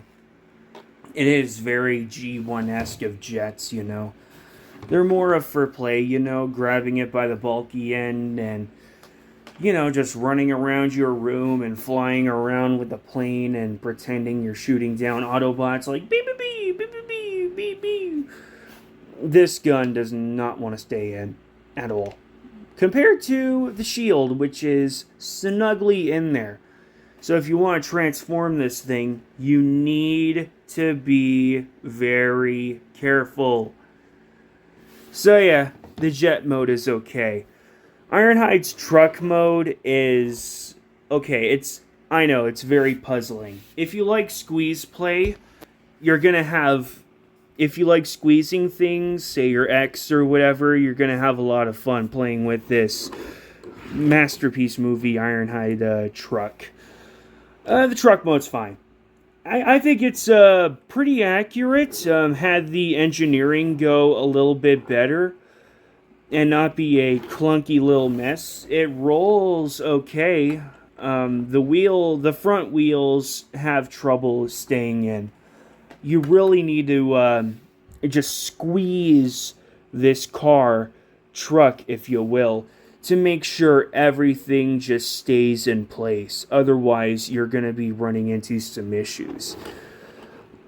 It's just squeeze play. And Ironhide's mode is a GMC top kick. Not a Silverado, nothing much. Right, like, come on. Imagine the end of the Transformers movie, Ironhide pulls up just like this. I suppose it's okay. I mean, the guy had a rugged personality, but, you know, Masterpiece can do a little bit better. Considering the fact that it's coming to an end, pretty much, with the final release being, Power Master Optimus Prime? Oh, excuse me, Jinrai, which is based on the Japanese thing. If my voice sounds a little bit weird, it's the fan going on, but yeah, those are the Transformers I had trouble with.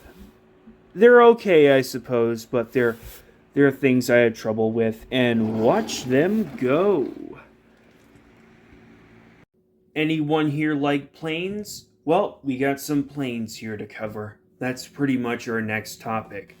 We got Legacy Windblade, Kingdom Cyclonus, and this is, I believe, either War for Cybertron, Earthrise, or Siege Starscream. Let's have a look at Cyclonus first, since he seems to be the one up here, up notch and whatnot. I gotta say, I actually enjoyed playing with this. This thing was a gold mine when I first got him off eBay, actually. This is his oxidating laser. It's pretty nice. Cyclonus was one of Galvatron's aircraft in the original movie. Voiced by plenty of characters, Roger C. Carmel or wherever have you. Zero backpack issues. This is how perfect of a transformer this character is. Incredibly akin to the original G1 cartoon, especially his jet mode. Just look at this. It leaves you breathless and speechless. There really is nothing to talk about in regards to Cyclonus here. He's got great head articulation. He can bob his neck back and forth, which I think is pretty silly.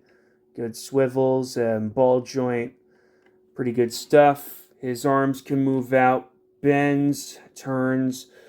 Not a lot of wrist, though I think, yeah, it's incredibly tight at the wrist. You really got to get in there. Something nice right there is a waist swivel, some leg movements, some nooks and crannies here and there, and if you really get your hand in there, you can really see how well this pivot is. I say it's a pretty good pivot if it can actually cooperate with me, but take my word for it, this figure knows zero bounds when it comes to its articulation. It's that good. Yeah, stand adapter right there, which I believe is also connected to the screw hole. Well, I believe it is. I'm not sure. Oh, yeah, it's right at the bottom. Right there. Just plug it right in there. So there is that.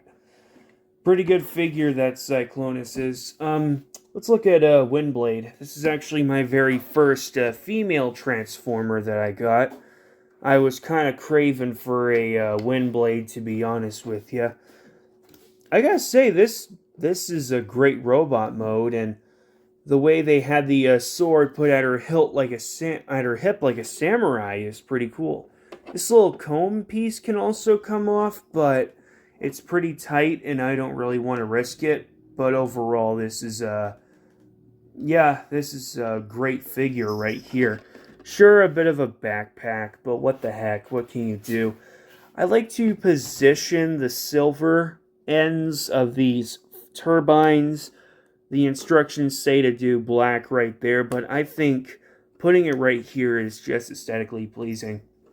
This character is from Transformers Cyberverse, which is a show I could care less about. But honestly, I think the figure still works. She's going to be repainted pretty soon in a slipstream from Transformers Animated, I believe. But, what can you do, I suppose? There really isn't much of perfect slipstream figures out there. She's got a ball joint at the head, wings can move, some movement at the arms, some wrist right there. There's a little slot right there you can plug the fan in. I'm not going to do it, you'll have to take my word for it. Here's her sword, by the way. Pretty cool, huh? She's got great waist movements, some pretty decent leg movement. You gotta be a little careful though when it comes to these forelegs right here.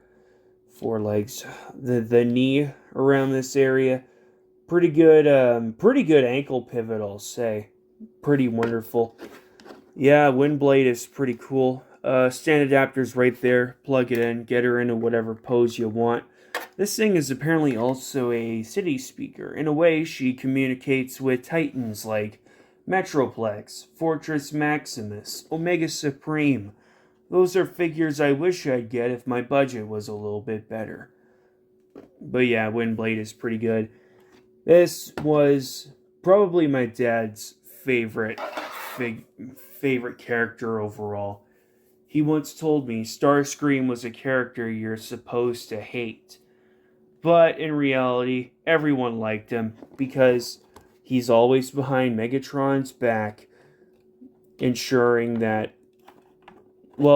to ensure that he will be leader someday, but he always fails, and he's always the butt of the joke.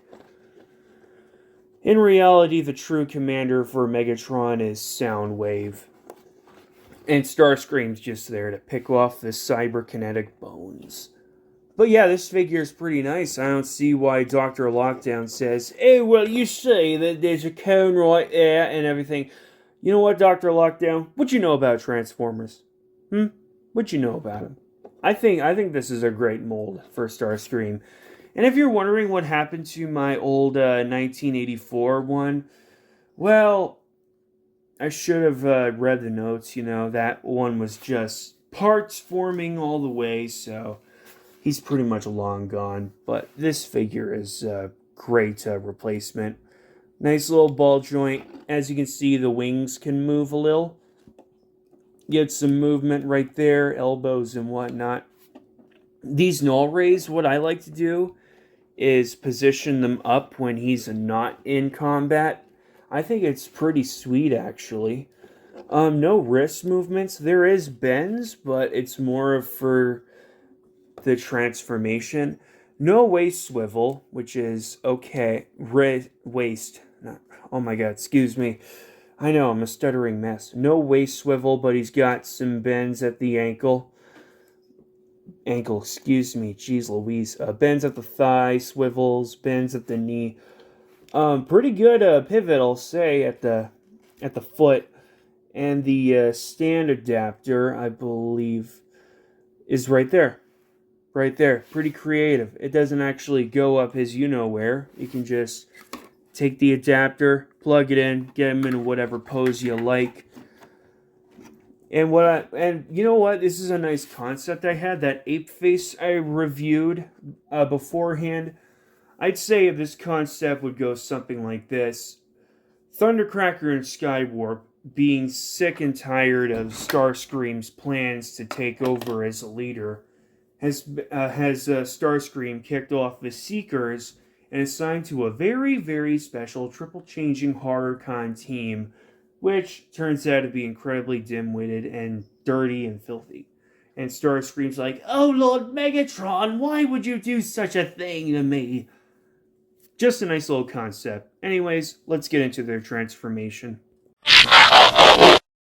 And here is the crew in their plane modes. I'll save Cyclonus for later because, my god, take it from me, this jet mode is huge. Windblade right here is supposed to be a VTOL model kind of jet with a pretty nice little nose cone right there. And the sword acts as a little turbine jutting out purple flames, which allows her to fly incredibly fast. Pretty good kibble management on the other side, on the underside, I'll say. And yeah, this is a great jet mode right here. Now, Starscream here is, I believe, is an F-15 Eagle or something like that. Correct me if I'm wrong. And this is very akin to the original G1. Only drawback is no landing gear. You gotta use the underside kibble, which, I'll be fair, is very akin to the original G1 cartoon. But then again, G1 cartoons aren't so perfect, But otherwise, this is a great jet mode. The little null rays, which are used to paralyze other opposing Transformers, Autobots, Decepticons, Megatron, if he wishes to try. It's a great jet mode. Kind of wish the cockpit opened. There is some detail inside that cockpit right there. Cyclonus, on the other hand, I say, it's phenomenal. It's a perfect jet mode. Apparently, with facts about jets with these needle noses right here, apparently these needles are designed to make the jet go excruciatingly fast. And Cyclonus is no exception. He is no exception. This guy goes incredibly fast in his jet mode. Incredible kibble management everywhere. This jet is incredibly perfect. And that's pretty much planes for you. Oh, the landing gear kind of fell out on me. So instead of watching them go, watch them fly! Since we covered planes already, let this next category be called Cars! Yes, I know Cup is more of a truck, but trust me, okay? So, of course, we have Studio Series 86, Buzzworthy Bumblebee exclusive Cup, original Transformers animated Lockdown, and I believe this is War for Cybertron Kingdom, Wheeljack. Let's actually cover Wheeljack first. I've had this guy in my collection for quite a while, and, well, truth be told, his articulation is getting a little bit loose. I would say around maybe this area is where all the looseness is starting to get to, but you've seen his review already, and allow me to re-review him. Wheeljack is the mad scientist, decked out in these Italian colors and all that. There's a stand adapter right there you can plug in right over here, just like that. He is almost an exact replication of his original appearance in the cartoon. Of course, these could have been a little bit more sharp and these little wings here, but at least they got the gun in the right place, so that's pretty cool. So yeah, Wheeljack's got some pretty good articulation for being the very first Transformer ever shown during an episode. Let's see, he's got a ball joint, some movement in his arms right here. Nice little rotation at the hands, of course. Pretty good stuff. Though the articulation is kind of getting a little loose on me, so I gotta try and be a little careful. He's got a pretty good waist considering his transformation gimmick. Pretty nice knees. The legs could have used some work, but I suppose that is the way Transformers is supposed to be, and that's pretty much okay. So yeah, Wheeljack's pretty good. I've already covered him. Let's cover the oldie before we get to good old Lockdown. So, Cup here is pretty darn sweet. The guy just comes with, get this musket that shoots acid, and a cute little Energon dispenser, or a little Energon shake or whatever, and I'd say this mold is pretty good, and the arms can actually come detached, just to reference the movie. He's got a pretty good head, I'll say. Alright kibble management. Though I kind of wish it would stay put, but it's not that big of a deal. At least the calves have little wheels, and look at that pivot, eh? That's a pretty good pivot. He has no wrist articulation, but that's alright. He's just mainly got articulation at his biceps, and these can actually pop off. You can recreate scenes where he got injured in the movie. He's got a pretty good ball joint. I'll say it's pretty good. You need to hinge it here if you want to get some good arm articulation. And you don't want to do this. This is more for the transformation. A pretty good waist all of the way around. Pretty good legs going down here too. I'd say it's pretty dynamic legs right here. Of course, the knee bends and the aforementioned wonderful pivot. There is a toe bend, but that's more intended for the transformation. Yeah, for a line called Buzzworthy Bumblebee that really wasn't all that good, I say this figure is pretty darn fantastic. No clear bits here. Do you see any clear bits? I don't see any clear bits. Lockdown has some clear bits, though. And it's more of on the window here. This guy is tall. He's an incredibly tall figure for something released in late 2000s, early 2010s. This guy frickin' towers. And it makes sense considering the Decepticons in the show are pretty darn huge. And they come with their own weapons. I mean, this guy outclasses Deluxe Class. And he's got wonderful articulation as well, too. This weapon actually belongs to Animated Ratchet, who I might pick up pretty soon.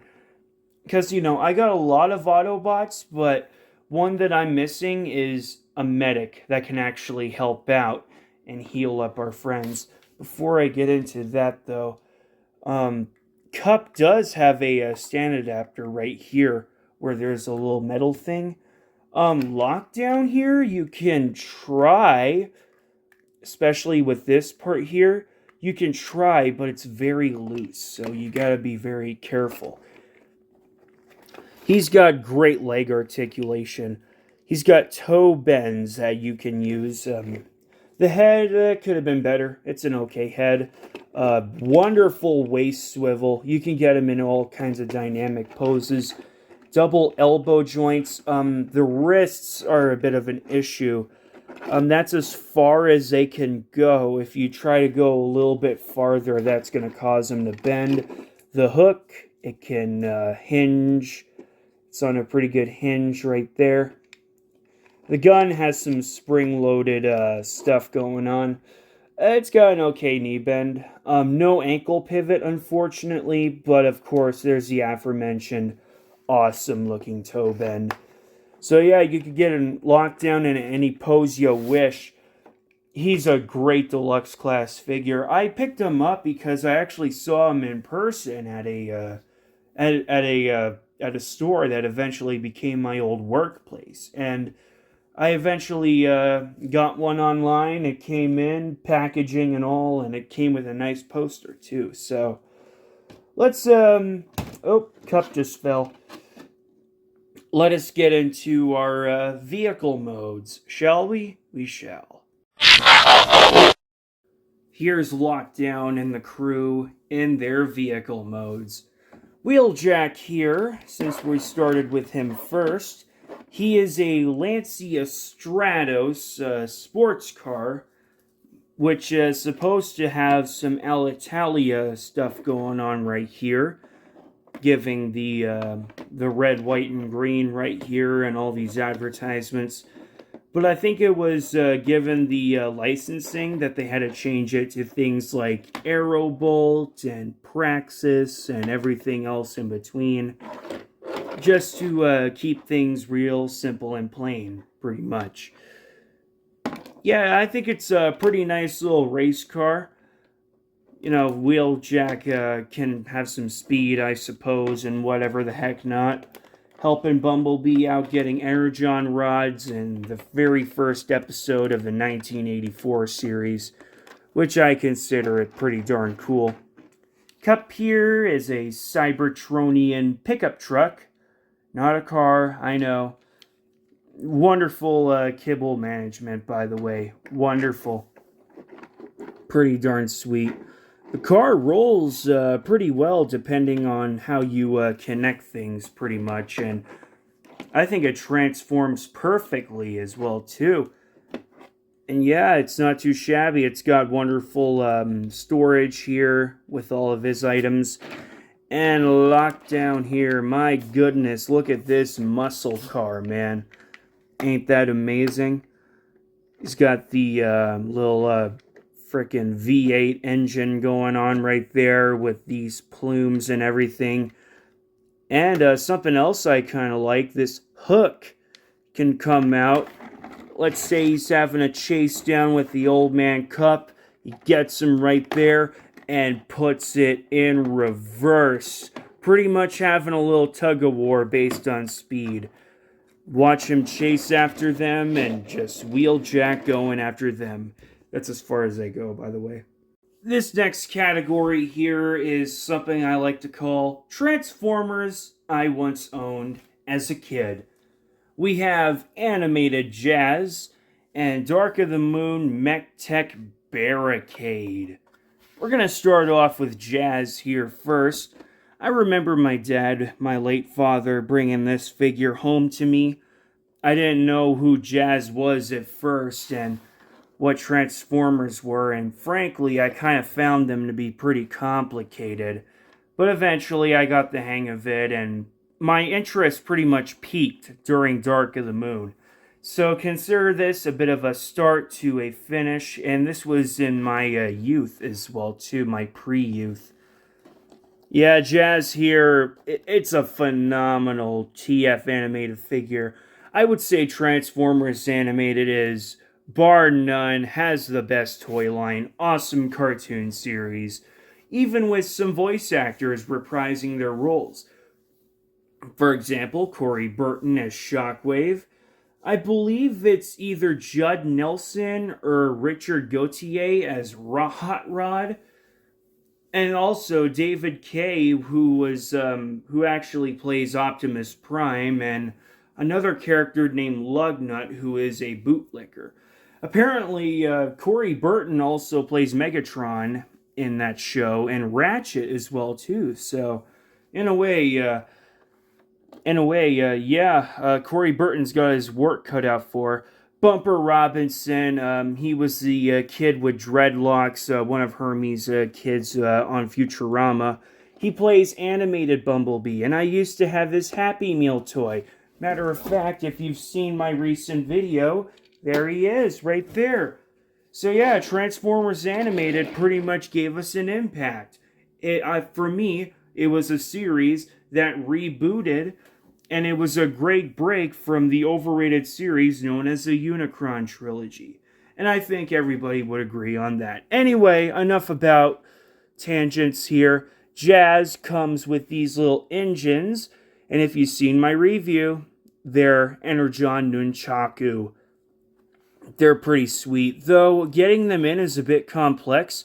What I like to do is put the string in between the hands, and kind of futz with it, and just like that, it snaps in.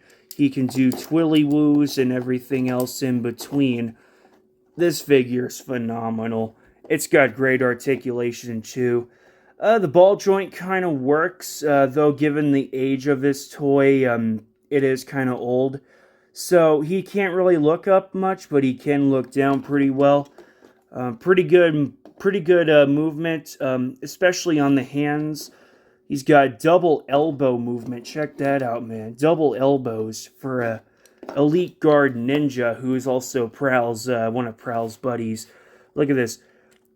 Not waist, but pretty much lower torso swivel. Lower torso. That is amazing.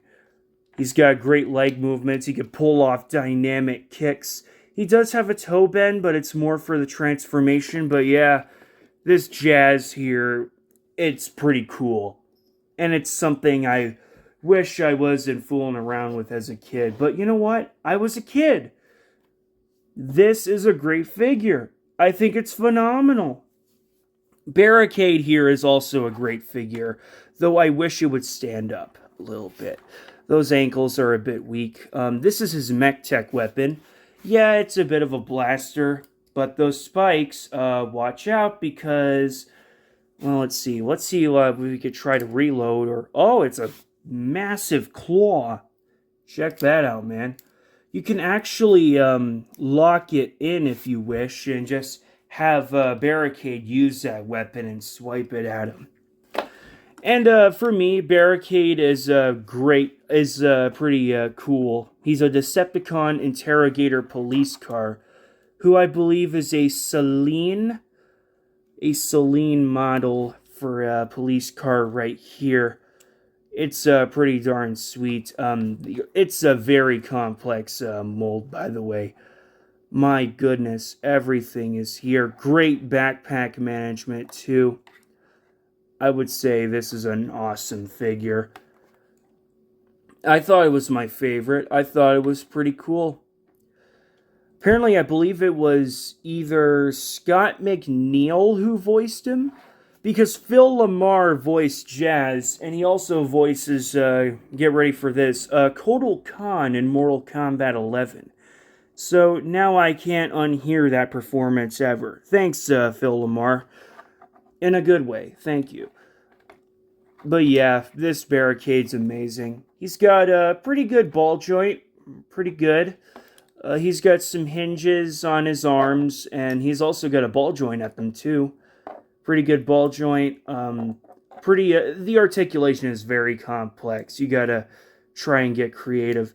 He does have a bend. It's a little tight, and you gotta be very careful, especially with figures like this. He does, though, have a waist swivel, but it's, of course, hindered. Oh, yeah, and there's no stand adapters either on these figures. They're incredibly old. This was beforehand, so, but that's okay. There were toys. Got pretty good thigh movements. You just got to get a little creative with them. He's got weird looking knees, and of course, that problem with him standing up, but I suppose it's okay. And these were just some Transformers that I've owned as a kid. And of course, it's the namesake. Let's check out their robot mode. I mean, vehicle mode, shall we? Excuse me. Jazz and Barricade in their vehicle modes. Just one thing I just want to say, they all roll so smoothly compared to later releases where they're a little bit janky. Jazz here, he's a cool little car, man. My goodness. Just my goodness. That's all there is to say. Look at this. Opening trunk. Other Transformers can't do that. Opening trunk. Matter of fact, hang on. Bumblebee has an opening trunk, but it's kind of blocked off, so you gotta give him a little bit. Opening trunk. Bingo. That's amazing right there. Though you can't really store anything, and that's okay. But that's all there is to say about Jazz opening trunk. Barricade, smooth. He's a smooth. And that mech tech weapon up there makes him twice as fierce. But without the mech tech weapon, oh yeah, that's old 2007 nostalgia. With Frenzy and the passenger side. Him trying to take down Sam Witwicky, man. He was in Dark of the Moon, though, which is pretty cool. That's all there is to say, man. Nostalgia really hits ya. Watch them go. Well, since we've talked about cars and planes on this channel, I suppose we could talk about the next best thing. Trucks. We have The Last Night, first edition Hound, and we have Studio Series Movie vs. Galvatron here too, from Age of Extinction. Let's have a look at Galvatron first. So yeah, of course, unlike his G1, original G1 counterpart, this Galvatron is just voiced by the man, the myth, the legend, Frank Welker. And I gotta say, this figure isn't so bad. Could use some arm blades, but I suppose this little missile pod and his new fusion cannon is okay. Especially that hollow chest as well, too. This guy was a sparkless revenant in the movie. You have no soul. That is why I have no fear. You'll die. Pretty much like that. I could do a much better Optimus Prime impression, to be honest with you. But yeah, he's got some okay articulation. I think the head is just on a swivel. He's got double bending at the arms, some nice little swivels right there too. Bit of a hinge. No wrists, but he has a good waist swivel out on him. Let me get his gun off so you can see his arm much better. This thing is a bit of a hassle to get off. You really gotta just wiggle it off, and there we go. He's got a pretty good leg articulation, pretty nice kick, nice bends, and considering the junk at his feet, he has a great pivot. Look at that pivot, eh? This is indeed a pretty nice figure. The character in the movie, I suppose he's okay. Maybe I'm just leering more towards old G1 from 84, 86, 87. Hound here is a interesting one, actually. Let me get these guns off of him. This is actually a pretty good figure, considering the fact that the last two movies had incredibly terrible budget restrictions. But I say this hound, dare I say, this hound is amazing. He's voiced by John Goodman, a fat guy, pretty much. Of course, it ain't just about a person's weight, it's about what they can do in regards to that. This wrist right here is a little bit loose, but some pretty forgiving things. These guns here, they can peg onto his back. There's a Japanese version of this figure which actually comes with a little cover on the for the truck mode, which acts as a shield, and even more accessories. But I think one of the most defining accessories of this figure, the helmet can be removed. My third-party Sentinel Prime does not have a removable helmet, but Hound's helmet can be removed, and thus showing off his bald head. You can get it back on, but it kind of affects his, well, it's a bit of a pain, actually, to get it back on there. But I suppose it's okay. Just gotta really push it in there. Gotta really push it in. But yeah, this figure's, I'd say it's pretty good. It does pretty well. I just kind of wish this wrist wasn't so loose. So yeah, he's got a ball. He's got a bit of a ball joint at his head. Of course, restricted by the beard. Of course, I'm gonna try again. Hang on, just a minute. All right, there we go. Okay, so back to it. Ball joint at the head. Some nice little movement at the arms. There is a double bend, but it's incredibly tight. The wrists can move, but they're at a strange angle, so there's that. This wrist is pretty good. He's got okay waist swivel, though there is a bit of some not so good kibble management on the legs. Speaking of which, they got some pretty nice bends. Of course, there's some obstruction. The tires are his feet, and look at that pivot. And also, toe bend. Yes, this big guy can bend his toes, which is pretty cool. So yeah, those are just some trucks right there. Hound does have a stand adapter, but honestly, forget about it. I mean, come on, there's already enough obstruction on this figure, especially during the Age of Extinction Last Night lines where they had budget cuts. Which means we couldn't get a proper Optimus Prime. There's Galvatron's stand adapter right there. Get one, put it in there, get him into a nice pose. Yeah, these figures aren't so bad. Hound is okay. I consider him my favorite. He's pretty good. This Galvatron's kind of dying on me, but I'll still put him into my collection. And that's pretty much what I could say about these figures. Let's get into their vehicle mode. So here are Hound and Galvatron's truck modes. Hound here is a Mercedes Unimog tactical carrier vehicle. He has his guns up top here, propped up on top. He's ready to roll. And yeah, speaking of roll, this vehicle rolls so well. This was actually part of the premiere edition of Age of Extinction. These little Decepticon symbols are actually etched out, which is a bit of a war thing, you know.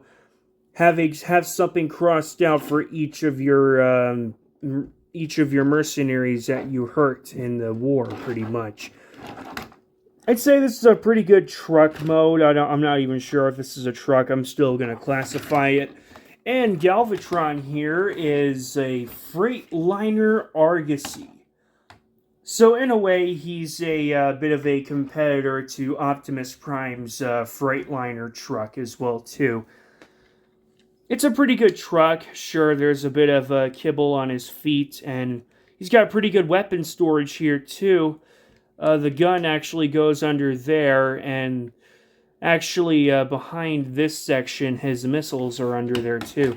These are just a few of the trucks that I got here.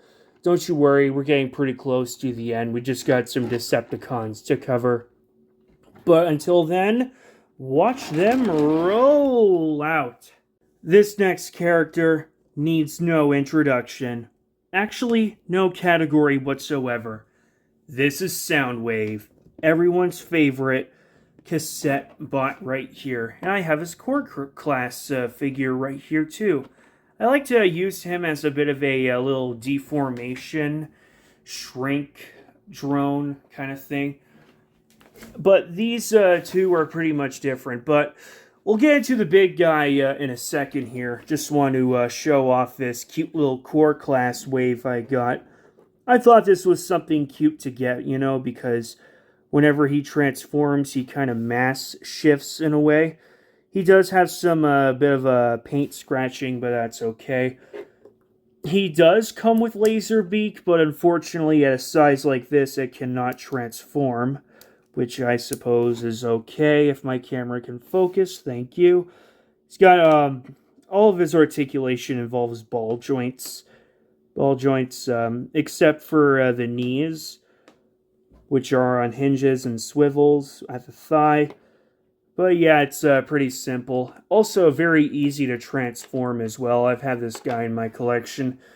Fold down, fold up the hands. What you want to do, take the head, rotate it around, use all the muscle you have for that head.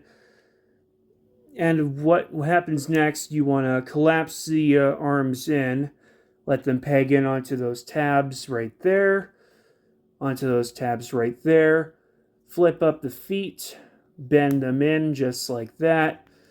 Then you want to take the weapons and actually kind of put them in wherever you want to put them in, because they're also batteries as well too, which are pretty cool. Let's see. Okay. Okay. Screwing up. Sorry. Okay. And just like that. Pretty good. Awesome. So cool. Let's cover Frenzy here. Frenzy's the red guy. This is an old reissue that I bought, actually. I actually got this at a little vintage place. It should be pretty simple to transform these old 80s Transformers cassette bots. Let's see. Come on out. Something cool about the head we'll get into in a second, but there's not a lot of articulation with these old modes here. From what I know, you gotta... Oh my word. Come on. Don't fight me now. Because then it goes in like that, and flip that up, push in, make sure the feet are pushed in all the way. They're die cast, so that's pretty cool. And Frenzy is done in his cassette mode. Unfortunately, these old G1 cassette modes cannot fit in a sound wave. As you can see by the size, it's just way too tight. Okay, and these two, they have a bit of a story. I got these two from a Bumblebee 80s sound pack. It's him in a golden Volkswagen. I think I covered him on my YouTube channel. But I believe this is Zoru, and this is Urai. Zoru is actually an Autobot, Apatosaurus, or something like that. Autobot Brontosaurus. He's easy to transform. These two can combine, but I kind of wish it stayed together on me. But it's okay, I suppose. You can see the Autobot symbol right there. Pretty easy. Pretty simple. And for Uride, he's a little robotic velociraptor. And I believe they are clones from the other Bumblebee 2-pack of Dairu and Uraz. I know, strange names. Oh, here's a little combiner head. That's the only combiner I have. I know, what the hell. Anywho, let's see how I remember. I put that in. Oh, joy, screwing up. It's okay. Should be alright. Come on, work with me here. Please work with me. You just want to collapse the legs in and basically straighten this out, straighten it out, and then that'll give you enough clearance to... This is very interesting engineering, pretty much. There's your ride's transformation. I hope I'm not getting the names mixed up here. This guy is Ravage. I like his slender, sleek look. I am eventually going to replace these old G1 cassettes with the appropriate cassettes for Soundwave to sit in. For Soundwave to actually put his goons in, but Ravage is by far the easiest, I would say. Nothing too complex, nothing incredibly hard to do. Just gotta fold in those kitty paws. And okay, maybe that doesn't go in all the way. I suppose that's fine. Oh yeah, they do go in there, I believe. Oh boy, losing my touch. Oh joy. Okay, maybe I gotta straighten it out, and yeah. Oh boy. And oh man, this is kind of rough. My goodness, I'm sorry. Okay. Yeah, that should be. Oh man, I screwed that up a big time. Oh boy. You know what? It's okay. These were already kind of complicated, to be honest with you. My goodness gracious. You know what? It's good enough. My goodness. Just a minute. My God. You know what? That's good enough. We'll put them off to the side. Let's have a look at Soundwave. So this Soundwave is actually different from our transforming cassette bot here. You'll see why in a minute, but looking at his eyes, this is actually a legacy copy, by the way. It's I'm okay with it. You can see by his eyes he's supposed to be based on the G1 toy, but it's so much different. He has his own guns here. He's got one gun on the back. He's holding his iconic one and this one right here. The three guns can combine to form a bit of a sniper. But I prefer to keep Soundwave like this. Yeah, Frank Welker played this guy up to the end pretty much of the original cartoon. And I tell you, you can never forget Soundwave's voice. All robotic and all that. Pretty good figure. He's got a ball joint right there. Hinges, bends, double bend actually. His hand is locked into this position where he's like trying to push a button. More hinges right there. Pretty good waist swivel, I would say. Nice kick outwards. An okay pivot and a nice little knee bend. And that's as much as I can say about Soundwave right there. Let's get into his vehicle mode. You'll see why he's different. From here, I think you'll understand why this Soundwave is different. He's an aircraft carrier. Look at that, man. Isn't that cool?